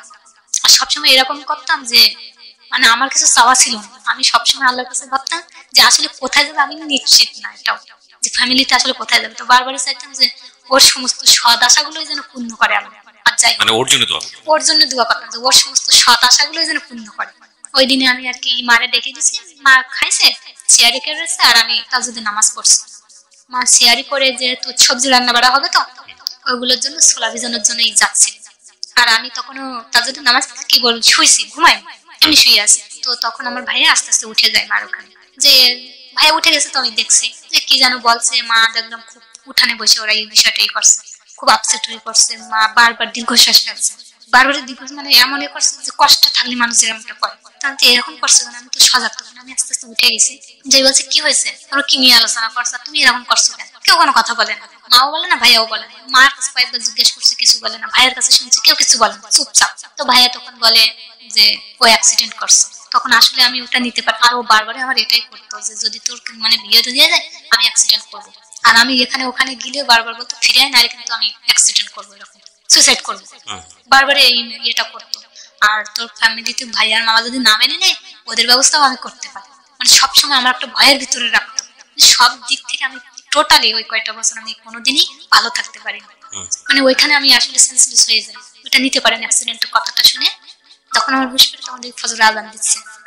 তখন আমি বললাম যে উজুর পানিটা আমার এরকম ক্ষমতা নেই যে আমি উঠে যেয়ে উজু করে আসি থেকে, তোমার উজুর পানি এনে দেয়, আমি উজু করে। ওই দিনে নামাজের পাঠিতে প্রচুর কান্নাকাটি করছি, আমার বারবার বলছে ওর জন্য তাড়াতাড়ি সুস্থ হয়ে যায়। এটা আর ওরে যত আমি সুস্থ থাকছি আমি ততই অসুস্থ হয়ে যাচ্ছে, এরকম অবস্থা। আর আমি ভাবছি যে সকালটা বেশি বেলা হলে আমি ওরে দেখতে যাবো। তো দেখা যাচ্ছে আমি কান্নাকাটি করছি, আমার মাও কাঁদছে, আমিও কাঁদছি, কিন্তু আমার ভাইয়ার এরকম কোনো ই নেই। ভাইয়া দেখে ভাইয়ের মতো করছে। ব্যাপার কি, ভাইয়া কেন দেখতে যাচ্ছে না? ও তো অ্যাক্সিডেন্ট করছে, ওর তো পাশে যাওয়া উচিত। তো আমি মার বলছি মায়া যাই হোক না কেন বিয়ে করতে এখন বাদই দিলাম, ওদের সাথে তো আমাদের একটা রক্তের সম্পর্ক আছে, সেখান থেকে তো ওর দেখতে যাওয়া উচিত। তো আমি তোমরা যাও তো ভালো, নাহলে কিন্তু আমি একা একা উঠে চলে যাবো। তো ভাইয়া যাচ্ছে না, এই নিয়ে তো সারা গ্রাম হয়ে গেছে, মেহমান সবাই ছিল যে বিয়েটা হচ্ছে না, মানে সমস্ত এলাকা ছড়াই গেছে, সবাই লোক আসছে। মৃত্যুবরণ করলে যেমন মানুষ চলে আসে ওরকম সবাই চলে আসছে আমাদের বাসাতে। তো কি হয়েছে না হয়েছে সবাই জিজ্ঞাসা করছে। তো আমি তো কান্না ছোটে কিছু বলতে পারছি না, আশপাশে সবাই বলছে এরকম নাকি অ্যাক্সিডেন্ট করছে। তো আমার খালু ফোন দিছে, দিয়ে বলছে যে কি অবস্থা। মামারে ফোন দিয়ে বলছে যে এরকম তো হয়েছে, বিয়ে তো আপাতত হয়তো ভিজে যাবে, তো যেটা করলে ভালো হয় দ্রুত করো, কারণ ও তো প্রচুর কান্নাকাটি করছে। মানে বেলা যায়, আমার ভাইয়ের কোনো ই নেই, ভাইয়া চুপচাপ একদম গম্ভীর, কিছু না। তো আমি বারবারই বলছি যে কেন দেখতে যাচ্ছে না ওরে। তারপরে রাত হলো, আমার জোর করে খাওয়াইছে মা। ভাইয়া বারবারই বলছে যে ওর খাওয়া, খুব জোর করে খাওয়াইছে আমার প্রকার। খাওয়ানোর পরে ভাইয়া বলছে মারে যে ও কিছু খাইছে। তো মা বলছে হ্যাঁ অল্প একটু খাইছে। তো ভাই আমার দেখেছে যে এদিকে, তো ডাকলে আমি সাথে সাথে গেছি, যে বলছে ওর কি অবস্থা, এখন কি সুস্থ? তো বলছে হ্যাঁ সুস্থ। কি হসপিটালে নাকি বাসায়? তো বলছে বাসায় আছে। তো খালার কি অবস্থা? খালা এখন হসপিটালে আছে, খালা অসুস্থ। তো বলছে আমার পাশে বস। আমি বসলাম, ভাইয়ের পাশে বসলাম, আমার কাছে এসে একটু বস। তো কাছে এসে বসার পরে ভাই বলছে তুই যেটা জানতিস এই সময় পর্যন্ত আসলে ওটা ঠিক নেই, তুই এ পর্যন্ত যেটা জেনে আসিস ওটা ভুল, সঠিক যেটা সেটা হলো বিয়ে করছে। এটা যখন বলছে তখন আমি মানে স্তব্ধ হয়ে গেছি, কান্নার ওই মুহূর্তে আমার নেই। তখন আমার ভাই আমাকে জোড়াই ধরে প্রচুর কান্নাকাটি করছে। আমার জীবনে ফার্স্ট টাইম ভাইয়ের চোখে ওই দিন পানি দেখছি। তখন আমি একটা কথা বললাম যে দেখা যাচ্ছে যে ও আমারে ঠকাইছে আর আমি তোমাদেরই ঠকাইছি, কারণ বারবার ভালো ভালো প্রস্তাব আসতো, আমি এটা না করতাম। এটা কি ওই দিনই করেছে না আগেই করেছিল? আগেই করেছিল, যখন থেকে পরে শুনছি যে আগেই করেছিল। মহিলাটা আসছে তো যেদিন নাকি দুপুর না রাত্রের আগে বিষয়টা এই নিয়ে হয়েছে, সন্ধ্যার দিকে মোটামুটি বিকালের দিকে হয়েছিল, গায়ে হলুদের পর পরে নাকি বিষয়টা হয়েছে। ওই মেয়ে চলে আসছে, আসার পরে বলছে যে ওরা আমার বিয়ে। তখন মামা গেছে যে অ্যাটলিস্ট ওর কোনো সই স্বাক্ষর আছে কিনা, মানে প্রমাণ স্বরূপ জানতে গেছিল মামা। তো দেখে যে আসলে সঠিক যে বিয়েটা ওর আছে। মেয়েটা খোঁজ পেয়েছিল যে ও বিয়ে করতে যাচ্ছে? হ্যাঁ, ওর খোঁজটা নাকি আত্মীয়রা দিছে। আমার যা ধারণা ও মানে এটা করার জন্য, ডিভোর্সটা দেওয়ার জন্য খুবই চেষ্টা করতো। মানে মেয়েটা প্রসেস হলো, ও নাকি গার্মেন্টসে চাকরি করতো মেয়েটা, ওইখানে বিয়েটা নাকি করছে। এই অনুভূতি তো আসলে এক্সপ্রেস করার মতো না। তবে আমার কয়েকটা কোশ্চেন আছে আপনার কাছে, আমি যদি প্রশ্নগুলো একটু করি। একটা যেটা হচ্ছে যে এই 2015 সালের পরে কি ওর সাথে আপনার কথোপকথন হয়েছে? না, কখনোই হয়নি। না, ওর আপনি ওকে জিজ্ঞেস করতে পারেননি যে কেন করেছে? হ্যাঁ, এই প্রশ্নটা আমার ছিল আসলে। তো ওই দিনের পর থেকে ওরাও এরকমই ছিল যে আমরা আসলে বিষয়টা মেনে নেব। ওই দিনে মেয়েটা চাইছিল যে 1,00,000 টাকা, মানে দিনভর বাধা ছিল 80 লক্ষ, মানে 80,000 টাকা, 1,00,000 টাকা দিলে মেয়েটা চলে যাবে, ডিভোর্স হয়ে যাবে। হ্যাঁ ডিভোর্স হয়ে যাবে, ওইখানেই বলছিল। কিন্তু ওই দিনে তখন আমার খালু বলছিল মামারে যে কি করবা, কিন্তু মামা চাইনি যে আমার তুমি ওরকম একটা ছেলে হতো। মামা তখন একটাই কথা বলছিল, ও তো 2 নম্বর হয়ে গেছে ছেলে, এই বলে চলে আসছিল। তারপরে একদিন আমি যখন মাস্টার্স ভর্তি হই, সেই সময় খুলনাতে একদিন ওর সাথে দেখা হয়। তো দেখা হওয়ার পর ফোন দিত, প্রতিনিয়ত ফোন দিত, তো আমি ফোনটা রিসিভ করতাম না। আর এর আগেও আমার করা হয়েছিল, জানানো হয়েছিল যে আমি যদি রাজি থাকি তবে ও ডিভোর্স হয়ে যাবে, আমি ওইখানে যাবো। কিন্তু আমি ওইখানে থাকলে আমার তো বিয়ে হয়নি। আর ওই মেয়েটা এতদিন ধরে শুনলাম যে ও যাওয়ার পর 6 মাস থেকে, তার মানে 2-3 বছর যাই হোক ওর সাথে সম্পর্ক। আপনি রাজি হননি, কিন্তু আমাকে একটু বলেন তো ওর অ্যান্সারটা কি ছিল? ওর অ্যান্সারটা ছিল যে আসলে এটা একটা দুর্ঘটনায় বিয়েটা হয়েছিল, আমি চাইছিলাম তোরে বিয়ে করে ওইখানে নিয়ে জানানো। তো বলছে যে তুই আমার আর একটা বার সুযোগ দে, আমি ওরে করবো, আমি ওরে ডিভোর্স দিয়ে দেবো। তখন আমার আসলে ওই দিনে মনে হচ্ছিল, মানে যে শ্রদ্ধা ভক্তি যেটুকু ছিল ওই দিনে মনে হচ্ছিল ঠাস করে একটা সোয়ার দিই, কিন্তু অনেক মানুষ ছিল বলে ওই দিনই দিই। আমি আগে করে দেখেছি আপনি খুব সহজ সরল একজন মানুষ। আপনি মাস্টার্স পাস করেছেন? জি। কোন সাবজেক্টে করেছেন? অ্যাকাউন্টিং। অ্যাকাউন্টিং এ মাস্টার্স করেছেন আপনি? হ্যাঁ, এটা আমি প্রাইভেট ছাড়াই করছি, তবে মাস্টার্স আমার প্রাইভেট দেওয়া হয়েছিল, কারণ এবার এমবিএ নতুন সিলেবাস করছিল আমাদের থেকে, তো এই জন্য আমার টিউশনটা দেওয়া হয়েছিল, এই জন্য আর কি। না তো আমি এগুলো আমি খুব এভাবে আমি এমন ভাবে চলেছি। পরিবারের সন্তান, আপনি নিজের মতো করে পড়াশোনা করেছেন, আপনি একটা ছেলেকে নিয়ে স্বপ্ন দেখেছিলেন, সেখানে এথিক্স ছিল, যতটা না বেশি লাভ ছিল তার চেয়ে বেশি এথিক্স ছিল। আপনি অনেক রিলিজিয়াস একটা মানুষ, আপনি মাস্টার্স পাস করেছেন, আপনি জমিতে গিয়ে ধান কাটেন, আপনি গৃহস্থলীর সমস্ত কাজ করেন। আপনার এত গুণ থাকার পরেও আপনার নামে এখন যেই আপনার কথা অনুযায়ী যে এইটা রুটে গেছে, যেহেতু বিয়ের দিনটা আপনার বিয়ে হয়নি, অনেকেই এটাকে নেগেটিভ ভাবে দেখে। কি হয়েছে ঘটনাটা বলেন তো। নেগেটিভ বলতে দেখা যাচ্ছে সবাই মনে করে যে যেহেতু 4টা বছর, সবচেয়ে বড় কথা যে আমরা আবার দেখা যাচ্ছে এতটা সুসম্পর্ক, সবাই এটা ধারণা করে নিচ্ছে। এমন একটা পরিবারে আমরা বাস করি যে আমি যে এতদূর পর্যন্ত লেখাপড়া শিখছি, এটা আমার এলাকার কেউই চায় না, মানে কোনো গ্রামেই মেনে না। আর এই বিষয়টা ওরা জোরালো করছে, বিয়েটা ভেঙে গেছে, এটা এখন নাবোধক হয়ে গেছে বিষয়টা, আপনার উপরে একটা কালিমার মতো এসেছে। হ্যাঁ, এরকম। এই সমাজটাকে আমাদের কতদিন পরে আমরা শুদ্ধ করতে পারবো আমরা জানি না। আমি আমার এই অনুষ্ঠানে সবসময় আমি যেটা দেখেছি, দর্শক এবং শ্রোতা যারা আছেন তাদেরকে বলবো, এমন একটা অবয়ব তৈরি করে রেখেছি সামাজিক অবস্থা, বিশেষ করে আমাদের মেয়েদের জন্য, এতটাই ভয়ঙ্কর, এতটাই নাজুক। তবে দিন শেষে আমার কেন জানি মনে হয় সবাইকে তো জবাব দিতে হবে, এবং সবাই আমরা জবাব দিতে বাধ্য। এই মেয়েটি আজকে সাতক্ষীরা থেকে এসছে তার জীবন গল্পটা এখানে বলার জন্য। একেবারে গ্রামীণ প্রত্যন্ত অঞ্চলে বসবাস করে এই মেয়েটি, ওখান থেকে মাস্টার্স পাস করেছে, সেখানে একটা গভর্নমেন্ট প্রজেক্টে 2 বছর যাবত চাকরি করছে। কিছুদিনের মধ্যে তার কন্ট্রাক্টও শেষ হয়ে যাবে, এবং নিজের পায়ে দাঁড়ানোর মতো সচ্ছল পরিবার তার না। সেখানে সে রুটি রুজি রোজগার করে একটা এথিক্স মেইনটেইন করে একটা ছেলেকে তার জীবনের জন্য চেয়েছিল। তাকে না পাওয়াটা এখন সৃষ্টিকর্তার যে বিধান, সেটাই ভালো হয়েছে। বিয়ের পরে গিয়ে যদি জানতো, সেটা ওর জন্য আরো ভয়ঙ্কর কষ্টকর হতো, কারণ আমার মনে হয় না সেখান থেকে সে ফিরে আসতে পারতো। সেটাই মেনে নিয়ে সামনের দিকে এগিয়ে যেত, সেটা আরো অন্যরকম জীবন হতো। তো হয়তো আল্লাহর জন্য ওর বিশেষ করে ওর যে গুণ, সেটার জন্য হয়তো আল্লাহ ভালো কিছু রেখেছেন, যে কারণে ওকে হয়তো এইরকম একদম বিয়ের দিন এরকম একটা ঘটনা ঘটিয়েছে। তবে আমি মনে করি, খুব সবসময় পজিটিভ চিন্তা করি যে না, সমাজ একসময় পরিবর্তন হবে, একটা দুটো করে তো হচ্ছে। আপনি আজকে এখানে এসছেন, শুধু এসছেন তা না, আপনি চোখে আঙ্গুল দিয়ে দেখে গেলেন যে একটা মেয়েকে প্রান্তিক পর্যায়ে জন্মগ্রহণ করে একটা মেয়েকে কি পরিমাণ লাঞ্ছনা, বঞ্চনা, গঞ্জনা সহ্য করে সামনের দিকে এগিয়ে যেতে হয়। খুব ছোট করে যদি একটু জানতে চাই যে এই অবস্থায় আপনার ভবিষ্যৎ পরিকল্পনা কি? এই মুহূর্তে আমার পরিকল্পনা তো দেখা আছে এই অবস্থার মধ্যে আছে। এমনি বাবা মা প্রচুর টেনশন করে, আমার মা প্রতি রাতে মানে হাই নিঃশ্বাস কাটে।